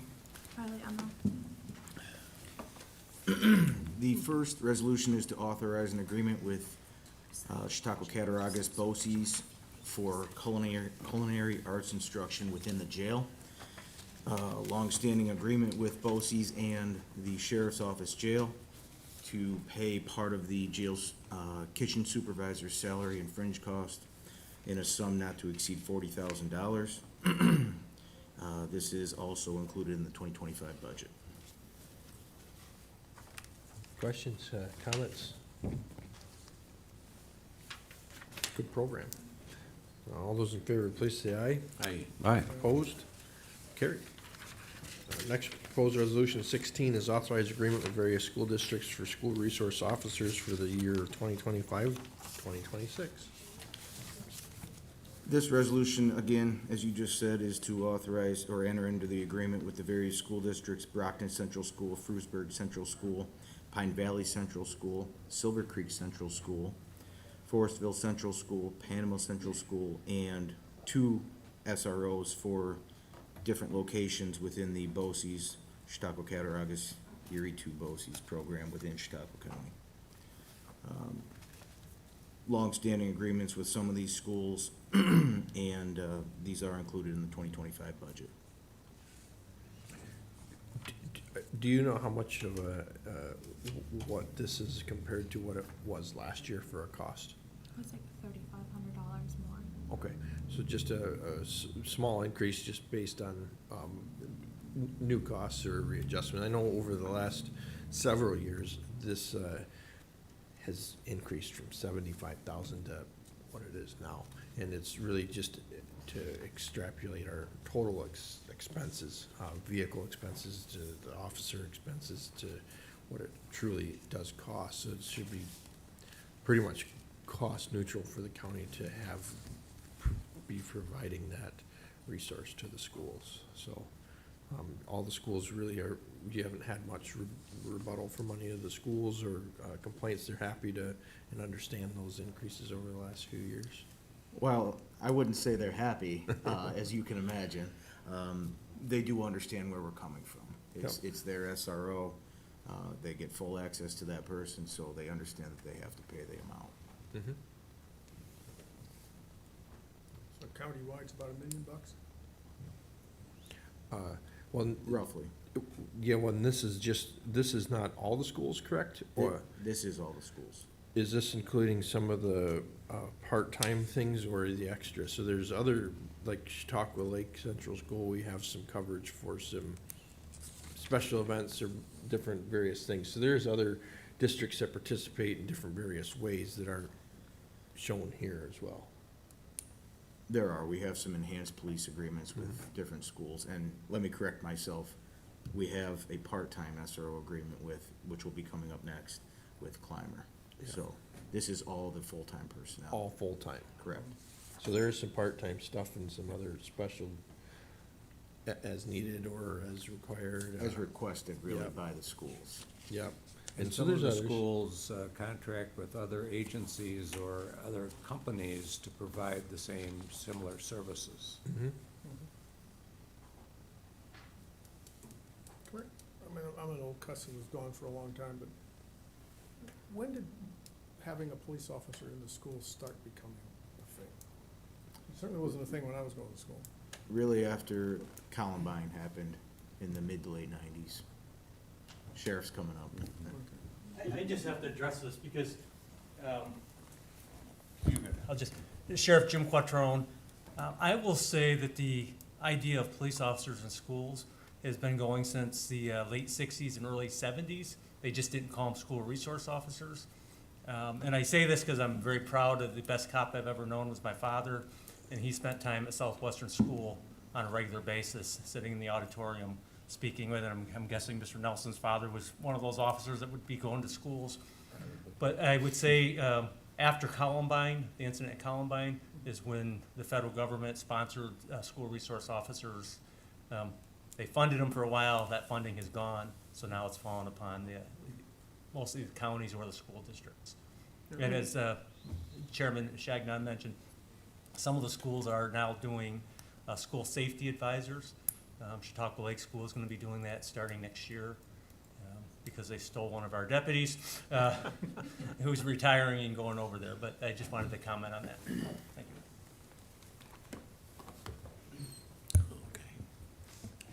Other questions or comments? All those in favor, please say aye. Aye. Opposed? Carried. Next proposed resolution, authorize agreement with Clymer Central School District for special patrol officers services for 2025, 2026. This agreement is the aforementioned part-time officer. And this will be the second year that this agreement will be in place with Clymer Central School at their request. Not to exceed an hourly rate of $34 per hour, and we bill them for the actual hours worked. And this is also included in the 2025 budget. Questions, comments? All those in favor, please say aye. Aye. Opposed? Can I ask a question, and it's not about Clymer, I'm wondering about Jamestown Public Schools. I didn't see them on the list. Do you know? Jamestown? Yeah. So Jamestown runs a couple SROs who work for Jamestown Police Department, but Right, then they okay. also run, what the sheriff had mentioned about the school safety officer. Okay, So that is a program run exclusively by Jamestown Public Schools. Not They by- call it the Red Shirt Program. It's basically private security. right, okay. No, I didn't, and that has nothing to do with the county then. That's, No, that's their own I know they program. have a few, I think, retired Jamestown officers that, Most of their Are working. staff for their security force is retired yeah. police officers, or are retired police officers. Okay, right. I guess Thanks. just take an opportunity too to welcome you to the first time you've presented in front of the committee, and Mr. Quattrone felt confident enough in you to throw you to the wolves already, so that's great. You had some big shoes to fill with your previous undersheriff. Yes, so, it is. Welcome and good job. So, Thank you. I appreciate it. Next proposed resolution, number 18, is to authorize acceptance of Health Equity Innovation Grant from Univera Healthcare for Local Roots Program.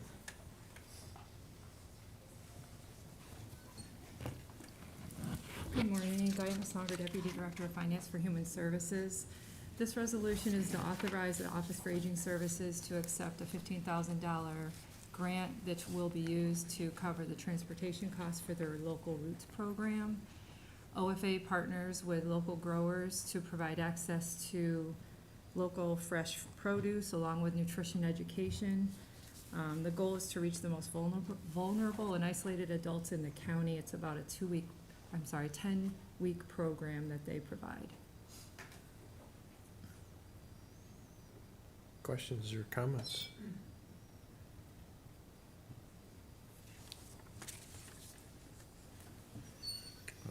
Not hearing any. All those in favor, please say aye.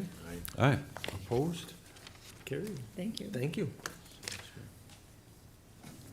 And our final resolution, proposed resolution for today is 19. It's to amend the 2025 budget for enhanced programming for the Chautauqua County Visitors Bureau. Good morning, Sam Zaffoto, Deputy Director of Finance. Nate Aldrich was unable to join me this morning for this. This resolution essentially is more housekeeping, kind of related to 2024, as this work was completed as the original resolution funded.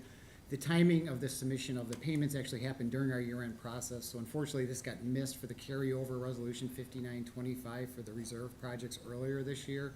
It was caught by our first Deputy Director, so this is why we're here, to amend the budget to kind of take care of that miss.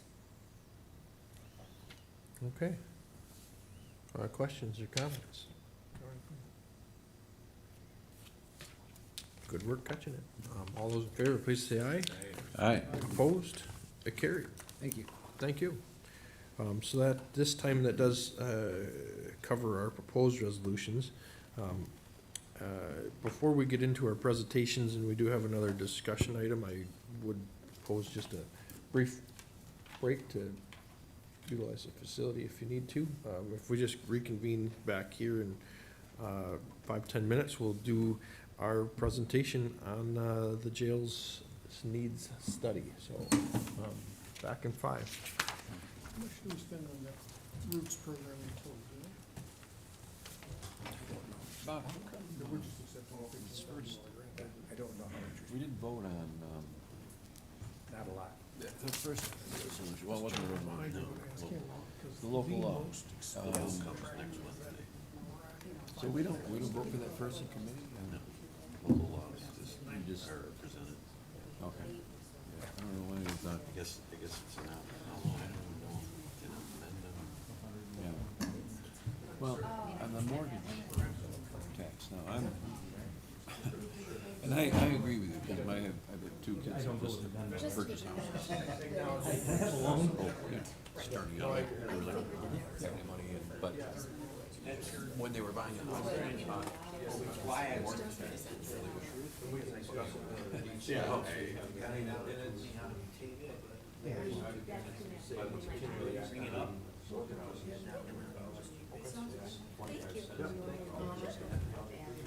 Well, it's 25 extra cents onto the one. I don't know if the state requires, it's a state in the 1%. So we're only at 1.25%. So the state is saying. I would think that we're adding. So it's similar to. Yeah, yes. At first I looked at it, and I thought, oh, we're just. No, it's an additional, yes. Yeah, yeah. And again, I get the principle of it.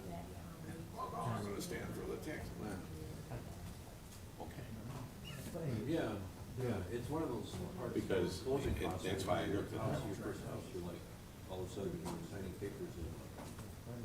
You know what? Where did all this come Every from? time I get a list of it from the attorney. Yeah. You'll-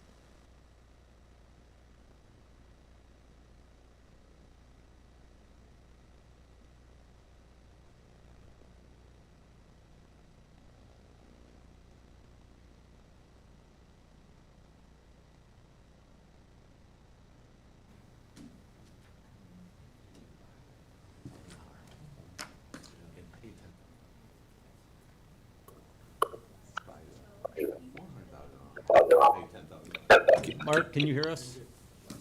Yes, I can hear you. Thank you. Thank you. At this time, we'll reconvene the meeting. At this time, we do have a presentation for its jail study needs title. We have Mr.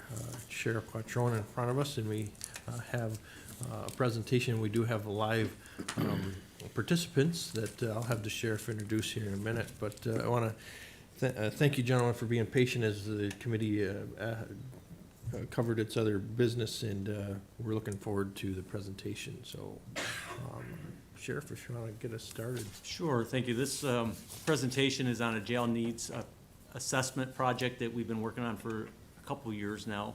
It stalled out for a little bit. We got it reconvened. This is the look at the needs that we are foreseeing. As you'll hear, gentlemen from Justice Planners will explain a little bit about that process, looking out to 2047. But as you know, some of you have been through the jail.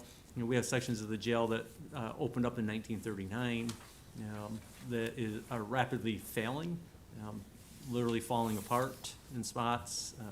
Our maintenance team has done a wonderful job of piecing things together and keeping it functionable, as well as passing state code in not only fire code, but also our State Commission of Corrections code. My concern is how much longer that is going to be a viable option. The cost to maintain it has increased drastically, many times having to take parts to local machine shops to get manufactured because they're no longer available. So our goal here, the ultimate goal is, with this presentation, is hopefully move it forward so we can present to the full legislature next week, and then ideally move forward with a continued analysis, lowering, as Mark will say, you know, we're a high-level review here. We want to lower it and start to come up with some more details, and hopefully at some point in the relatively near future, start a project of building over across the street. We would remove the old section, the 1939 section of the jail, which called the tower section.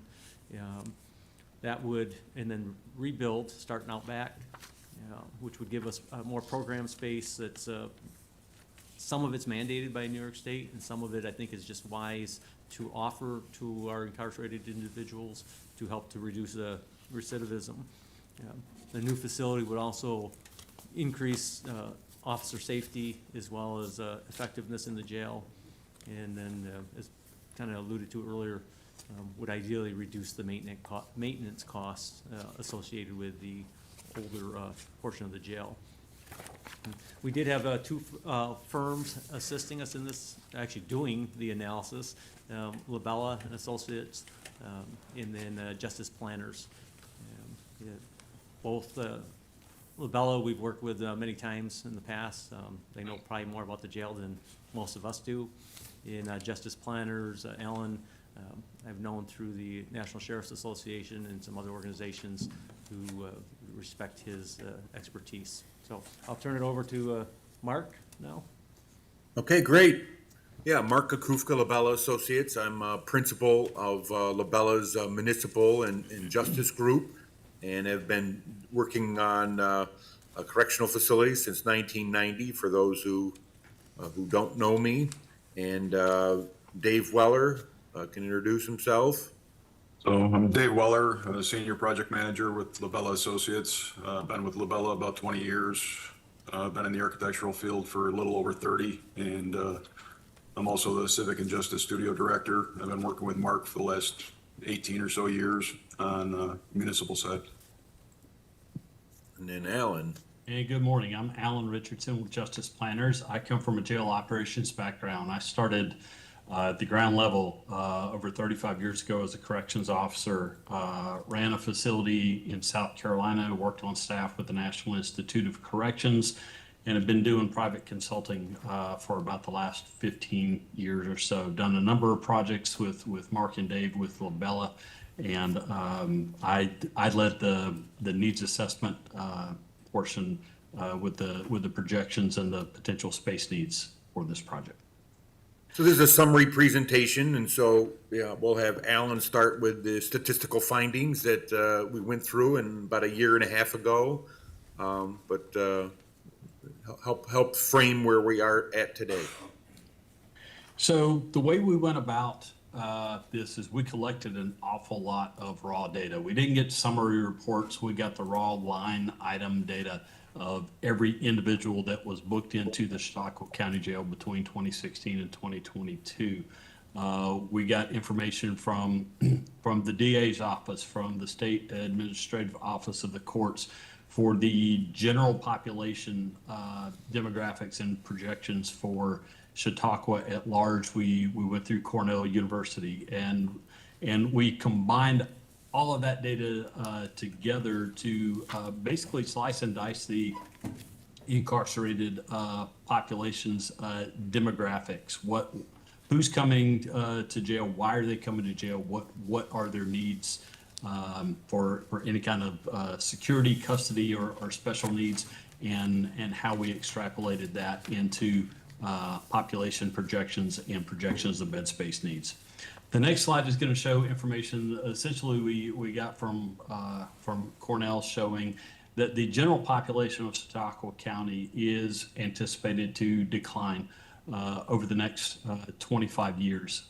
We looked specifically at the population from 20 to 49 years old. That's your target population as to who primarily comes to jail, and we can see in that population for the county as a whole is projected to decline. However, the reported violent crimes took a jump a little over 10 years ago.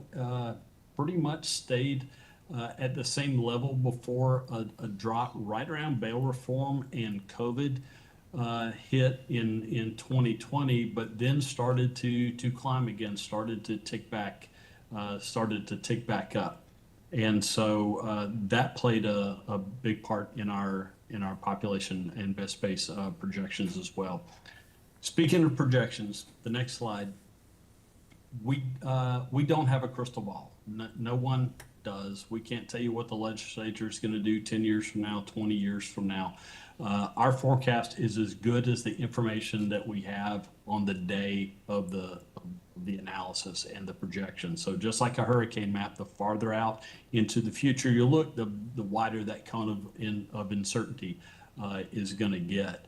But we took all of our data. We ran quite a few different time series, trends and models to come up with a forecast for your average daily population. And we actually did a few different forecasts. The first one that we want to show is what we call a baseline forecast. In other words, if business continues on tomorrow the way it was conducted about a year and a half, 2 years ago, whenever we did this analysis, this is what we anticipate is going to happen. The blue line here is your actual average daily population of the jail from 2016 up until 2022. These are Chautauqua County responsible inmates as well as federal inmates that were being held in the facility. And because of the declining population, the declining number of arrests and bookings after COVID, and the decreased level of population and time that they were spending in jail, the average daily population for our baseline forecast is projected to decline slightly over the years. But we did, like I said, a couple of alternate forecasts. For the first one, we said, okay, what if bookings or arrests return to pre-COVID levels, back where they were before 2019, before bail reform really kicked in? What impact would that have on your average daily population? And that does show a potential uptick continuing out for the next 25 years moving forward. But for our second forecast, we said, what if the bookings return to pre-COVID levels and your average length of stay returns to pre-COVID levels as well? Then the average daily population will show an even greater level increase. Again, not massive, not huge, but those two factors combined would create a larger average daily population than our baseline forecast. And so what we did next is we took our baseline and our two alternates, and we put them all side by side to measure. Now, this table gets a little confusing. Let me explain. We were asked to look at the projections by continuing to keep federal inmates, and what if we remove the federal inmates? And so we did that for each of our base forecasts and our two alternates. The 2047 ADP, that's average daily population. That's how many offenders you can plan on having on any given day in the year 2047. But bodies and beds don't marry up. I always say if you have 100 beds and 100 offenders, somebody is going to be sleeping on the floor while there's available beds in other places. There are certain segments of the population you just can't commingle.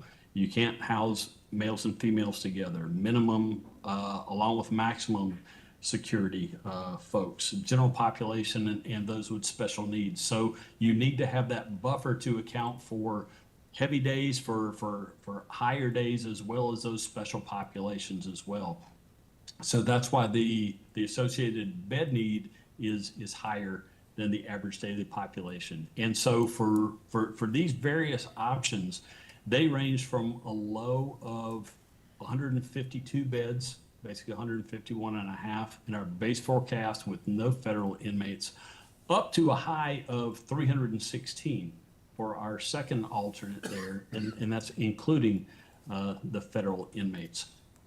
As was said earlier, this project kind of stalled a little bit. It's been revived, a lot of discussions back and forth, but the consensus decision in looking to move forward was say let's look at a 224 bed option, and that may not include federal inmates in moving forward. I think that's still a discussion and a decision to be finalized there. But that's the kind of milestone that we got to be able to take this to the next level of discussion, which Mark is going to pick up on. So from that initial information, we did a macro level with justice planners working together. We did a macro level program and kind of looked at this multiple ways. This is not a detailed program, so we didn't meet with every group, every functional area to do this. This is kind of best practice and the knowledge of the existing facility that we've had from the previous projects. And so this came out to be about 115,000 square feet. Now, that is about the square footage that it could be if it was all new, but we know we're gonna salvage pieces of the existing building. You got the newer additions from 2013. You have some additions that were there from the 70s. And so the focus would be is if the 1939 piece comes down, what pieces can we salvage, reuse, and they may need some work a little bit too, but what's the net difference? And so we took this, kind of did a little bit of analysis of that, and kind of did a concept plan, and it is a high-level concept plan. It is not a detailed plan. It kind of evolved over 2 or 3 iterations, and so we came up with this idea that to provide the least amount of disruption, that we would build behind the 1939 addition, to the south of the addition in yellow, and salvage what's in orange with your 1970 addition and the 2003 addition that are in orange, and then connect to them. So to build behind them, we'd have to temporarily move the radio shop, because that's going to be part of the footprint. The garage has evidence there that you're going to have some swing space there for that. But I can keep sheriff operations all continuing going in the 1939 piece until the new building in yellow is completed. And then when everybody's moved in, it's occupied, it's certified by the New York State Commission of Corrections, then we can go and tear that building down and turn it into the parking lot. And it could essentially be the new front door, to the facility. So Dave can talk through the layering of the plans. Yeah, so with the basement floor plan, that'll have some of the relocated sheriff administration, but it'll also have the locker rooms, things like that, that are gonna be needed for staff, as well as circulation space. The gray area is what we've got listed as the sheriff's administration. It's nothing that we've programmed, so part of that would still have to be done. But you can see the areas in like green that are mental health and medical, along with some of the additional admin space in blue and courtroom, cap court, things like that in the purple. That'll need to be part of the space. But you can also see up in the existing building where we've got classroom space for programs, things like that that are going to be needed. We're going to salvage that old visitation space. Yep. And then this level is showing your layout for the new pods for housing. And what we did is we took the 288 bed concept that we had, and we took off levels 5 and 6 in order to get the bed count down to the 224. So again, we could create the structure so that in the future you could potentially build on if you needed to. Again, as we discussed yesterday in one of the meetings with one of the other committees, you would have to house out or move inmates and the incarcerated during that construction because you really can't build over the top while it's occupied. Of the existing. So if this area here for level 4 was built and you were to build up, you would have to relocate. Same with anything over here on the existing 2000 addition. So we're trying to avoid any board out or temporary relocation of the incarcerated while the construction's being done. Would we have an estimated cost analysis of what that would be? If, It's coming up. okay, because last night you didn't, well, there was a little discussion on that, of what that would be if you had to To do go that. 2 stories higher? Yeah. Thank you.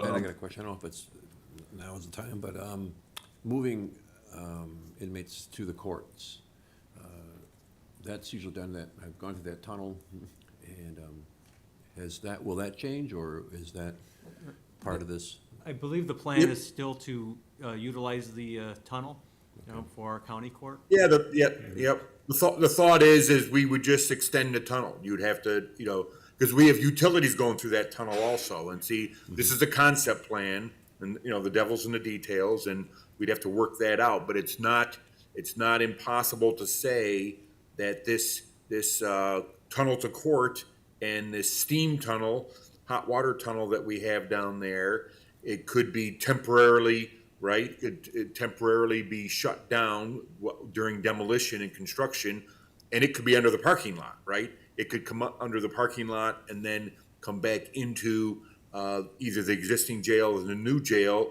and then reactivate it as an inmate transport tunnel to court and or a utility tunnel. So as we were going through and looking at it, in 2023 is when we had the original cost opinion and like that set for the size of the facility.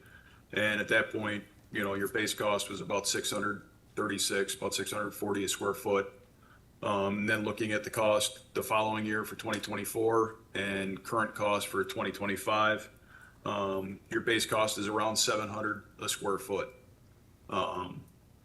And then as you go through with the construction and design contingency, project related costs, so all your soft costs, CM, AE fees, insurances, things like that, your overall cost goes from about 103, 104 million up to about 120 million. And when I looked at the projections on Monday for where the cost is per square foot for the second quarter, it's between 690 and about 710 a square foot. So you're in the ballpark, but we're hovering around with all construction contingency and project-related costs, we're hovering around $1,000 a square foot.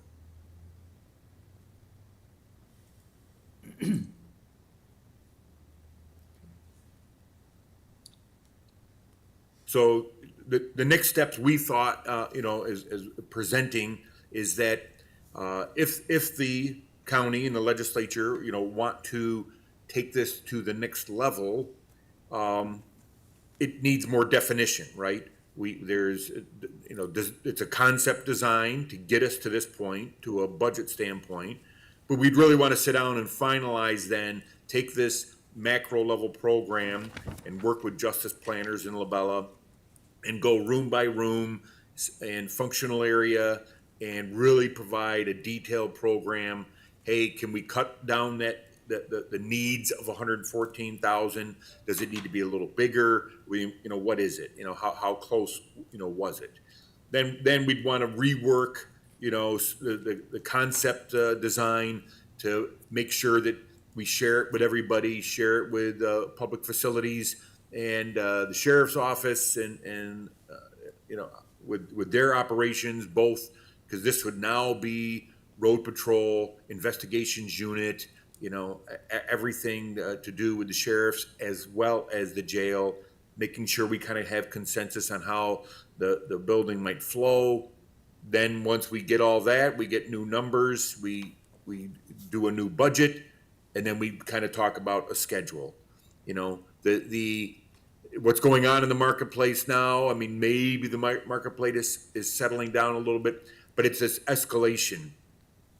Tariffs coming on and we're New York State right next to Canada, so we may feel it a little more than other states in the union, but it's just something we got to think about. And where it's been tough to provide guidance to counties is until we have a schedule and we can kind of project a little bit to where the midpoint of construction is. That's going to help us design this escalation factor. Is it 3% per year? Is it 4% per year? What is it going to be? And if the midpoint of construction is a year and a half from now, 2 years from now, then that's got to be factored into the estimate, because that's what the contractors are going to do, right? They're as they put their bids together, they're thinking about what things are going to cost in the future. So. That provides a quick summary for, and any questions or comments. Sure, just a quick overall question. Currently, how many square feet per inmate do we average? And when this is all said and done, how many square feet per inmate are we going to average? All square feet included? It should be in your numbers one place or another. I can I tell don't you, think we not have- in my head. Yeah, I don't think we have that complete breakdown, but that's something we can do. Sure, because it just, are we about the same? Are we getting more efficient? Are we getting less efficient? It'd be. If I could jump in and speak to that, I would, it's good information to have for benchmarking. Yeah. Not so much for planning, just because when you look at that 1930s era section of the jail, that doesn't come close to current standards as to space requirements. And so your square footage per inmate or per offender is probably going to go up overall for what you have now, just because what you have now is so outdated and inefficient. Yeah, and what you have now, the Commission of Corrections won't let you replicate. Right. You have to do something that is closer or similar to what we did in 2003. So just, I suspected so. yeah, just to add, and Mark touched on it, is our State Commission of Corrections, any project we're going to be doing, building project, they're also going to have to approve it. Thankfully, Labella is used to working with the commission, so they have an idea, but they still have to come in and do their final stamp of approval before we really move forward. Yeah, so in the process, because of cap court, we'll be dealing with, OCA, as well as commission throughout the process. So. Yeah, Office of and- Court Administration, yeah, if they don't know, Office of Court Administration And is then, OCA, yeah. Really, the square footage number that you're talking about, there's a lot of additional program space that's going in, so it wouldn't be a fair assessment based on inmate population. Well, no, if we choose to do the extra space, that's a choice, right? Extra space for what, for Or what- programming? Yeah, that's what, yeah. Some of it is mandated by the commission. Yeah, some of it it's would have to be mandated. added. Right now, we are at a major shortage of space. That's something, since I've taken over, that's probably the biggest complaint with staffing, whether it's mental health, medical. We're always trying to shift and utilize the proper space. The mat treatment that's mandated by the state not only takes up a lot of space, but also a lot of manpower hours and a lot of cost. What's MAD? MAD is medically assisted treatment that we have to provide for those who are coming in that are struggling with addictions. Ironically, I'll just touch on this, is, we're looking at our numbers, and I know Pierre's not here right now, but there's some concern because the numbers that we currently have didn't quite match with what was projected, but we also have currently 28 incarcerated individuals that should be at a state prison. The state hasn't accepted them, and sadly, after 10 days, they're supposed to pay us $100 a day, but they also informed us that any incarcerated individual that's under MAT, they're not gonna reimburse us for. So they mandate that we use it or provide MAT, but they're not gonna pay to house them, and they also, it costs us over $1 million a year for medically assisted treatment, and we get about 100,000 from the state. Well, I mean, I'm not quite sure I followed you, but it sounded like You heard it right. Yeah. It's unfunded mandate. new unfunded mandate. Well, Yes, and a couple years. And the problem is they're holding them there, they won't accept them either, so Correct. it's their own fault that they should be covering the expense. Correct. On the federal inmates, is, how many of those, is that up to us? Is that a contract? How does that work? We have a contract with the U.S. Marshals. It really is up to us how many we house. They do pay us a daily fee that's more than what New York State will give us, and but that's negotiated, and we do control that. So that's, again, on this project, calculations we were looking at is if we wanted to continue to house federal inmates, we would have to go with a larger project. I think this is what Mr. Pavlock was asking, an additional 2 floors on the, I think of 2014 or 4 section. Back when we first did that section of the jail, they wanted to go 2 stories higher, but it was decided to wait and do that. Back then, it was between 5 and 7 million to do that. Now, I think the numbers, if you looked at it, that we saw, it was roughly 70 million. Yes, that's. 10X. Yes, sir. And I say that, I share that is we just calculated it, we didn't feel that with cost benefit on housing federal incarcerated individuals was worth it. Not to mention some of the additional, you have to have 2, when we transport them, we have to have 2 officers. It takes away manpower. They pay us for it, but it still takes away manpower for safety issues. This project, do we need it immediately? Probably not. They haven't closed us down yet, and that's my fear. That's why I wanted to move forward with it. I do think it's critical that we move forward and have a plan in place and move quickly, because I don't see the 10X, I don't see the cost going down. It may not be, as Mark had mentioned, with, the state of affairs with what's going on. It may get better, but it may get worse. But either way, we're gonna see costs going up if we don't do that. And if I can just piggyback with what the sheriff is saying is the last several months, this has been taking place. There's been a committee that has been meeting that is made up of different various individuals that are associated with the sheriff's department and the jail, and then past employed individuals that have come in to volunteer their time to sit on this committee. There's been some legislators, there's a county executive, there's several individuals that are on this committee that have been reviewing and preparing this study. So, and today we brought this to the legislature, to this committee, and also to this presentation went in front of the Administrative Services and Public Safety. The intent is to keep it rolling. We wanted to bring this to the full body next week to make a decision to say, yes, we don't want this to stall and go away. Like Mr. Quattro said earlier, that a couple of years ago, a study's kind of was kind of stalled.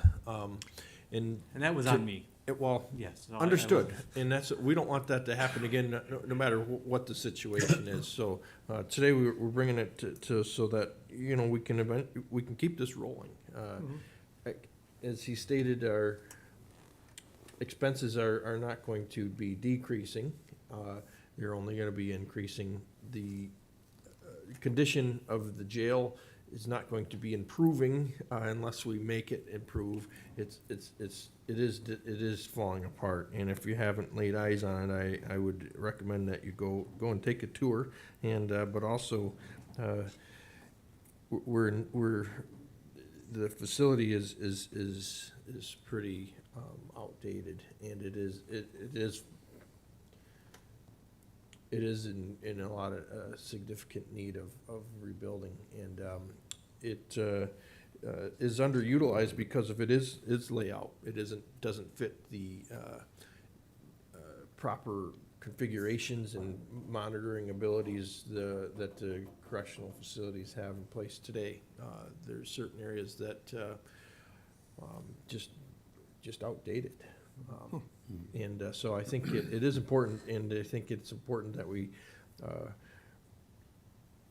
keep pushing this along so that we can get this project to come to fruition. It's a huge expense for the county and for the jail, but it's a needed one. What's the total net? What's the total? Right now, the projected budget is around 123 million. Okay, $1,000 a square foot times 114,000 square feet plus odds and ends. Okay. Wow.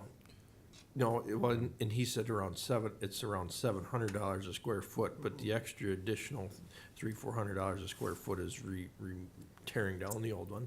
Well, soft costs, it'll be Yeah. soft costs, and like I said, yes, demo, the $1,000 a square foot is trying to get close to a comprehensive number. And then with the 114,000 square feet, that's a total need, right? So we're gonna subtract from that your existing, the newer facility and your 1970 facility. So I don't have that net number off the top of my head, but what we calculated at the 120 million was the net construction cost to have an overall facility of 224. So that is using beds from 1970, using beds from 2003, 2000, whatever, when they opened, 2005, and then the new facility. But Yeah, so that number for the 224 bed is actually showing about 118,000, a little over 118,000 square feet, because you are losing some efficiencies. The program is based on a brand new build with a homogeneous layout versus compartmentalizing and some of the renovation pieces. And it does not include sheriff's administration. So this started as a jail study, and so the 114,000 does not include, it evolved. Originally, we were gonna keep the 1939 building, abandon the jail piece, and just keep sheriff's administration in that building, where this concept says you just can't take the top off of a 1939 building. Let's just go, and we need a parking space. Let's take all the way down to footings and foundations, take the 1939 building out, and then let's build new. So one of these next step tasks is sitting down, not only validating the 114,000, but also talking with the sheriff's office and the radio shop and saying, okay, what do you really need? But, lots of rope here, but roughly right now, we're talking 120 million. In 2025, Yes. 2025 with no escalation, that's what you're talking. Okay. Mr. Nelson? Yeah, I think it was about 25 years ago, I started taking my classes, as you recall, every year, twice a year to the jail. And there were times when it was at maximum capacity. There's no question the 1939 sections got to be replaced. That's 86 years old, 24/7, yeah. you know. Yeah, but on one of our last tours, we walked into a section that was empty. And it was due to bail reform, I guess, and there was, and so I'm wondering about the number, and I understand, and we mentioned the number of beds is not gonna, because you can't house some people together, but maybe you can explain that area that was empty or just unutilized. I'm not exactly sure which area you're speaking about, that we did have dorm C that was empty as a result of bail reform. That is now being utilized, and that part is being utilized for our mental health, mental hygiene, counseling, and some classes. So that, with doing that, that lowered our maximum capacity down to 276 from the 303. So when we changed the use of it, we had to get permission from State Commissioner of Corrections. They gave us that. It's temporary. We didn't do anything permanent. So if we ever need that, we can go back to that. There's sections in the 1939 or the tower section that are empty, and that's because we shouldn't be using them because of the condition that they're in. Yeah. And so what this analysis has done is it's looking at it. Today, we had, our population was 201. So we've been averaging about 195 roughly average daily population. So, that's where we are in today's numbers. That's been pretty consistent for the last couple of months. And as you mentioned, is classification, so there will be empty spots. Part of the reason what we've done is we've tried to be as efficient with our classification as possible, so we don't have to have additional corrections officers. If we opened up that pod C for incarcerated individuals, that would also come with posts that we would have to have approximately between 4 and 5 additional corrections officers to cover that post 24/7. This may be totally off the wall question, so I apologize. What's the utilization rate of the prison down in Brockton? The utilization rate of the prison down in Brockton? Surprisingly, that gets used more than I realized. I know the undersheriff and the captain were able to tour that during the strike and go down there. It used to be predominantly like a shock incarceration or boot camp. Now there is a section there, I believe it's maximum security, that are in another site. There, the prison, there's different sections there. But, so right now it's being well used. I don't know if well used is the proper term, but again. It's full. I don't know that it's full, but it's Close to. pretty close. Okay. And I know likelihood, with there's 3 to 5 state prisons that are being looked to be closed currently with the current administration. So wait a minute, we're looking at spending 120 million and the state's closing prisons? Yes. What, they're downstate and? Well, it's just two different, our individuals are either non-convicted, unsentenced, or those who are sentenced in our jail, they can only be sentenced up to a year in our jail, or actually 364 days. We do have people in our jail that have been there for years, but they are pending trial for various reasons, or maybe on their, federal status. But, so they're just two separate entities, and quite frankly, I think the closure of some of the prisons as a result of not being able to have staffing and firing over 2,000 corrections officers makes it tough to staff the current. And some of those jail or prisons are pretty ancient.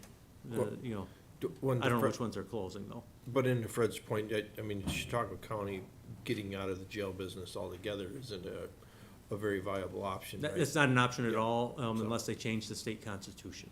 The jail is mandated that the county, the sheriff's office maintains a jail in the county, so. We gotta have it. Yeah, well, I mean, I wasn't going there, but it's just. Understood, but. To yeah. what extent prisoners, shuffle and surge between different kinds of facilities. Right, yeah, we do have, opportunity, when we have somebody who has an extreme medical issue, extreme mental health issue, we can get what they call a substitute jail order, and sometimes work with the state, because their facilities have just more appropriate, medical centers, that we can do that, and, the state has been good working with us, Unfortunately, we have somebody that's up in Attica prison right now on a substitute jail order, and he's been back and forth to court, so we have to send somebody to Attica, pick him up, bring him back for court, and then take him back to that. So anytime we're transporting incarcerated individuals, it's adds to the dangerousness, but also adds to the cost of housing. Cost period, yeah.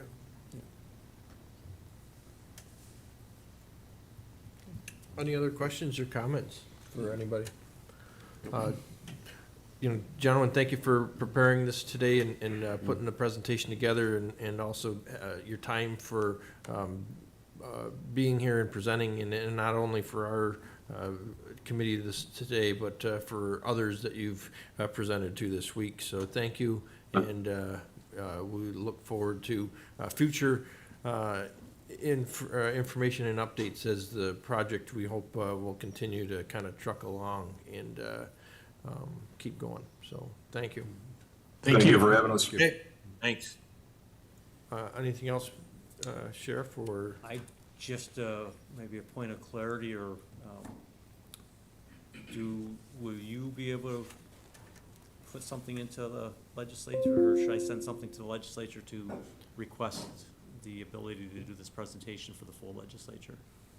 So, I think you discussed that with the chairman, as well as the legislature office, to see about getting that in, and what we do need to do. So, take a minute and talk to the chairman, and I think that's what the initial intent was to do. So, thank you. Want to clarify that. Thank you. Yeah. You're dismissed. Next under other is just a very brief information, just based on some federal funding. Jen Swan was willing to just to kind of update us, to have a conversation. She's been preparing some studies and working with various departments throughout the county to develop a federal funding overview, and to see what could potentially be impacted. And that study has been ongoing, and it is something that as a finance committee and as a legislature, it was important for us to be able to be prepared for that. And those findings will really be most likely available completely next month, but you wanted to kind of update us on where Sure. it stands. Sure. As your chairman has just mentioned, we are working through the reporting process. We're still collecting data from a couple of the larger county departments that this is affecting. I did send you just a little while ago what I have to date. It's separated out by department. Each department has its own tab, and we created basically a spreadsheet for them to complete that lets us know what the status is of all of their federal funding. So what you're gonna see summarized on there is the status of all of their budgeted federal funding programs, how it affects staffing, if it does, how it affects programming, if it does, and how it affects our ability to deliver on mandated services. So we'll have that finalized for you starting for next month, but this is what we have to date, and we're Still working out the details, but that'll be completed starting with the June meeting, so. Okay, so we look forward to an update next month, as long as everything continues to come into place, and if you're able, we would appreciate the discussion under other next month. Absolutely. And if it isn't completed yet, we can address it in the following month, but as we move forward, we know that we are pursuing this actively and making sure that we're on top of any potential funding streams that are going to be adjusted. And I say adjusted because,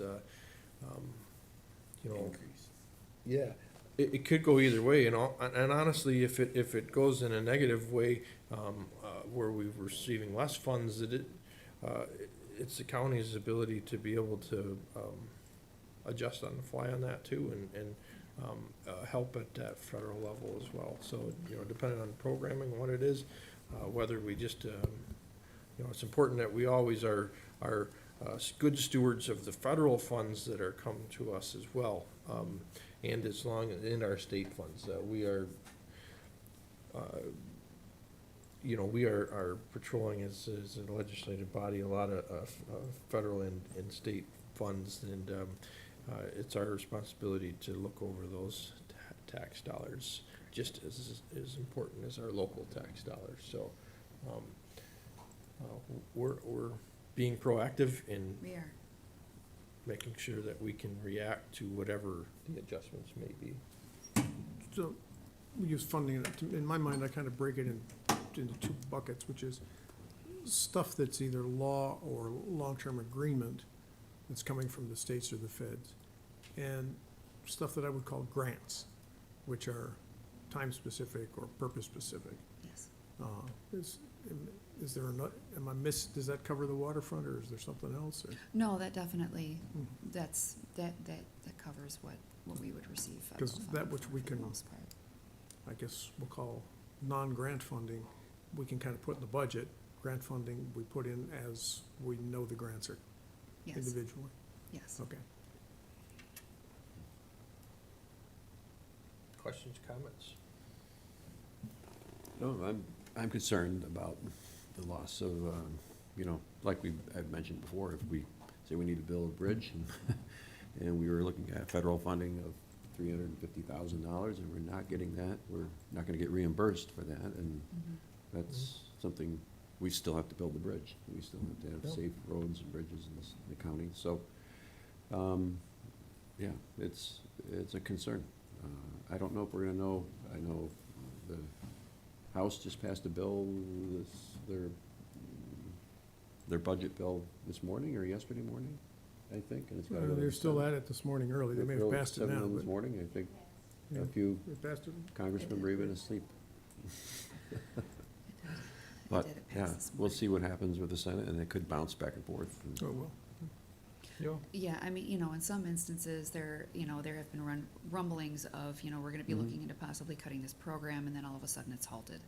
Yeah. So, I mean, obviously, that's positive, but it's not a definitive end-all decision at this point in some cases. So, you know, there's a lot of moving pieces, but we're gonna do our best to keep tabs on It's it. difficult because you spend a lot of time and effort in working to figure out across of paths in which, if you're taking the left route or right route, or is it a non-concern at all? And so it's a healthy balance of, yes, we really should consider putting in time and effort to figure out a plan moving forward if it's this way or that way, or do you just wait until it happens and then figure it out? You know, so it's a good healthy balance, and I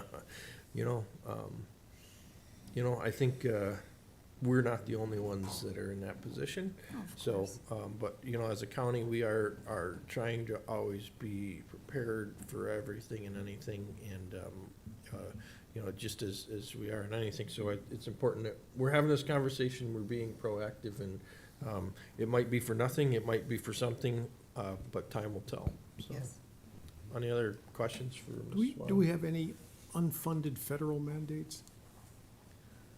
I haven't heard of As any. far as funding getting pulled from anything No, that's no, federal, no, just that's as, mandated? as, you know, feds coming in and saying we have to do something, but we pay for it on our own nickel. I know the state does Yeah, that. I don't think so. I didn't think so Not, either. not at this point, no. Okay, Hopefully it stays that way, but. please. I don't think that's in, well, hard to say, I'm not gonna say it. Yeah. Any other questions? Thank you for the update. Thank you.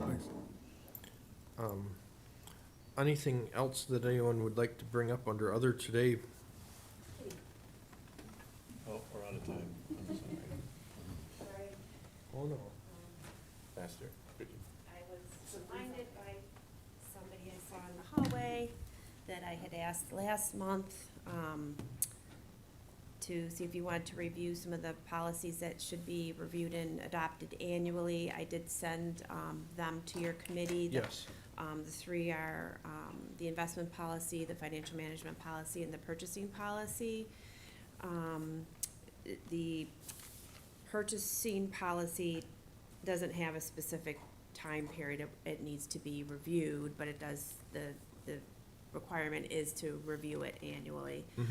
The other two, the investment policy and the financial management policy are, you know, as they're written, should be reviewed and reaffirmed, or any changes made in advance of the preparation of the tentative budget, so that would be June. I'm not sure if any of you, you know, had a chance to review, the policies that I sent, but, in my review, I did not see, a need to make any changes to the investment policy or the financial management policy. The financial management policy, we did, you know, do quite a bit of change last year, so, there's no new changes that I myself would propose. But certainly if you review it and would like to propose changes, that would be your prerogative. The investment policy, was last changed in 2022 when we, just updated to add, some new language, as a result of changes in state law that added other permissible investments. So that language was added, you know, at that time, and added just, another investment pool as an allowable option. So, nothing really has changed in the state law or anything else, or any other practices that we would like to, implement that would necessitate a change to the investment policy. I have a question regarding the purchasing one. So the last few months in over past couple of years, we've had some resolutions standardizing purchasing for certain companies or equipment. My concern, I suppose, is that if you're going to standardize, is there a definite need to standardize? And why are we standardizing it? In the sense that we have the ability to pick and choose a company based on, we don't always have to take the lowest bidder. So if it makes sense because we have that equipment, or if it is a better quality, or if it is needed.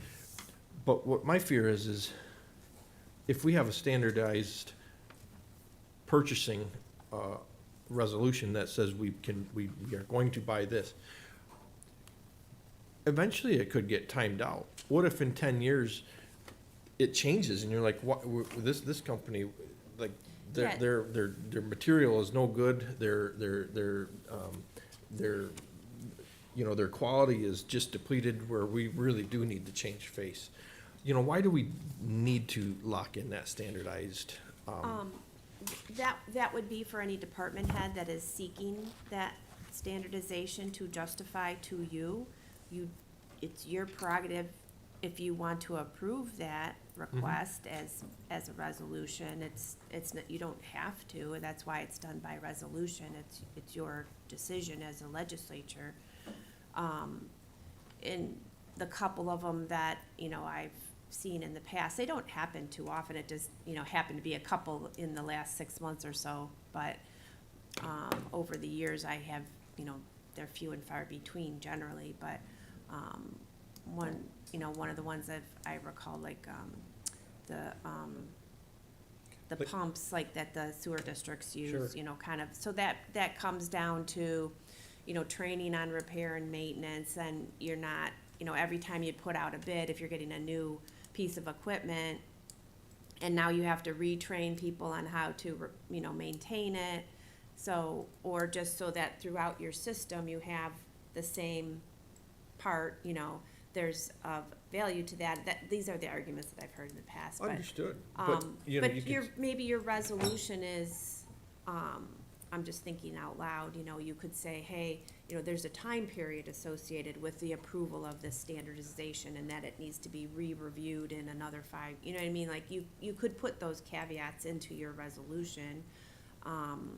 so that, to your point, yeah, that, that part may become obsolete at some point, yeah, so then at that point, I would expect that, a sewer district's gonna need to come back to you because they might be looking for, a replacement, but, and it's not always, with bids, it is generally, the lowest bidder.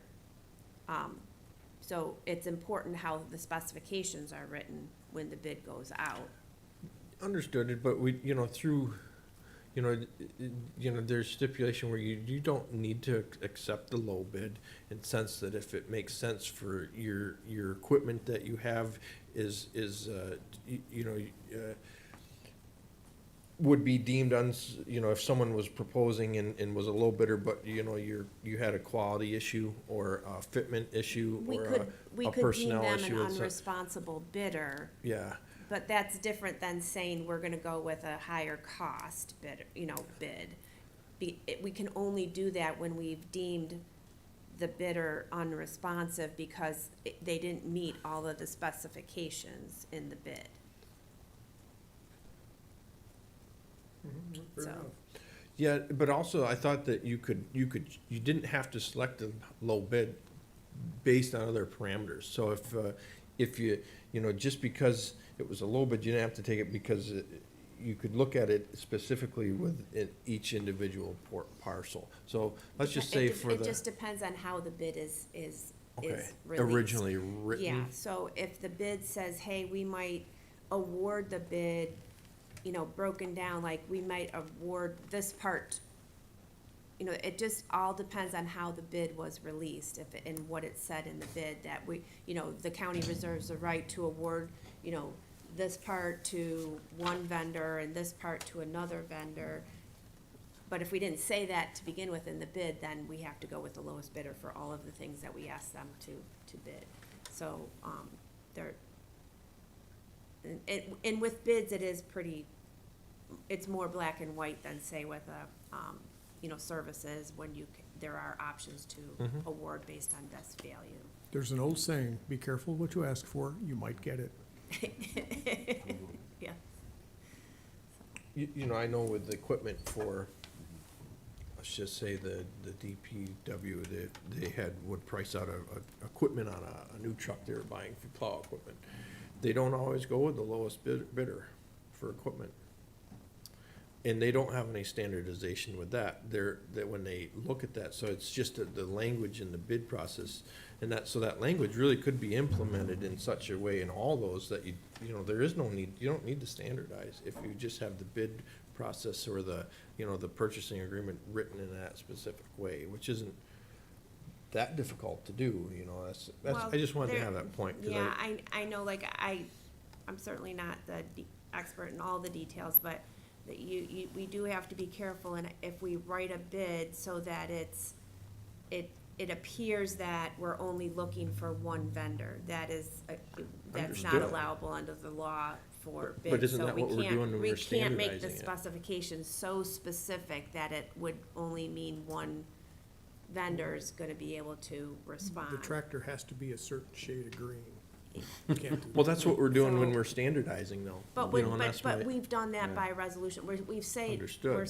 but that's not, we might be standardizing a part, but if we're maybe standardizing the manufacturer of the part. We're not always buying directly from the manufacturer, and there might be more than one vendor that offers that part, but it's the part that's the standard equipment, so, there's still the opportunity for it to be procured from more than one vendor in some cases, not, I mean, Well, and the other thing I saw, a reason I bring it up too is because I could see a chain effect.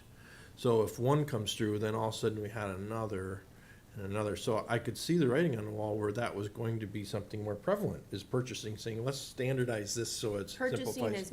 is Okay. not the one instigating these things. It's It's the the- department that wants Okay. it, and So the when- mechanism to get it standardized is to have a resolution passed by the legislature. So when I had those individuals in front of us from those departments, they said purchasing was wanting us to do this. So that's why I Well, was. putting purchasing it to- wants them to do it that maybe they might have, articulated it, in a way that sounds like purchasing is requiring them, but purchasing is going back to them to say, hey, we can't only buy this item unless you, department, go ahead and get a resolution passed. So in that case, yeah, they're telling the department, we need you to do the resolution.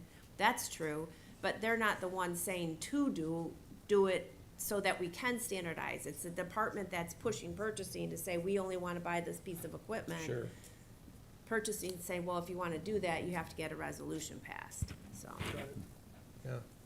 I think it's just an area where you just really should be cautious in around, because it does, if you're standardizing and you continue to standardize in a lot of areas, it does lock you in. And it doesn't promote a very, a market that's, adjusted, for awarding bids and competitive, competitiveness, so. Do we make an effort to buy locally from, when you purchase a vehicle or something, do we look first at, it seemed like in the city council in Jamestown, we would try to do that as much as possible, even though it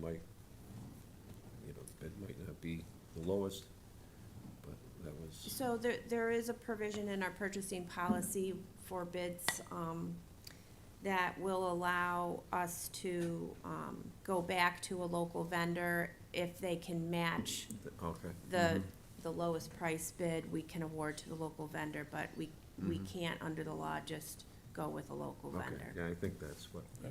we were doing. It's a good idea to support our local businesses as much as possible. Any other questions or comments related to any of these? So moving just an order of operation, do we need to have these, do we just need to comment that we discussed these items? Or what sort of action should we be taking to? So, they do, I have to look back on each of them, but, I think it would be important, at least for I believe it said it needed to be adopted annually, so. Okay. I had seen previous ones that, just reaffirmed, no changes to the Okay. current policy. So I will have those drafted and pre-filed for next month. And of course, if during committee, or in the meantime, you determine you do want to make a change, we can always amend it during committee next. Certainly. So why don't you, that sounds good. Let's add those to the resolutions for next month. And we can, I can offer myself as a chairman, as a sponsor for those, that we bring those up. And, we all know that we can discuss and comment on any of those as we needed. And if, like Kitty said, we can either just adopt them as they are, or if we think that we need to amend them in any way, we can. So let's plan for that next month. Okay, sounds good. And just, from the earlier discussion on mortgage tax, we're working on those answers. And so we'll get a full write-up for you on, how that is calculated and collected and how it's shared with municipalities. So we'll send that in the meantime. Sounds good. Thank you. Thank you. Okay, thank you. Anyone else have anything under other? Nope. I'd entertain a motion to adjourn. And a second? Second. All those in favor, please say aye. Aye. Opposed, we are adjourned. Thank you everyone for coming today and conducting business. You know, I don't know if you can fill in that. Can we look at the miles from Jamestown? Oh, yeah, I'll use what you've used previously. Okay, right, that's fine, yeah.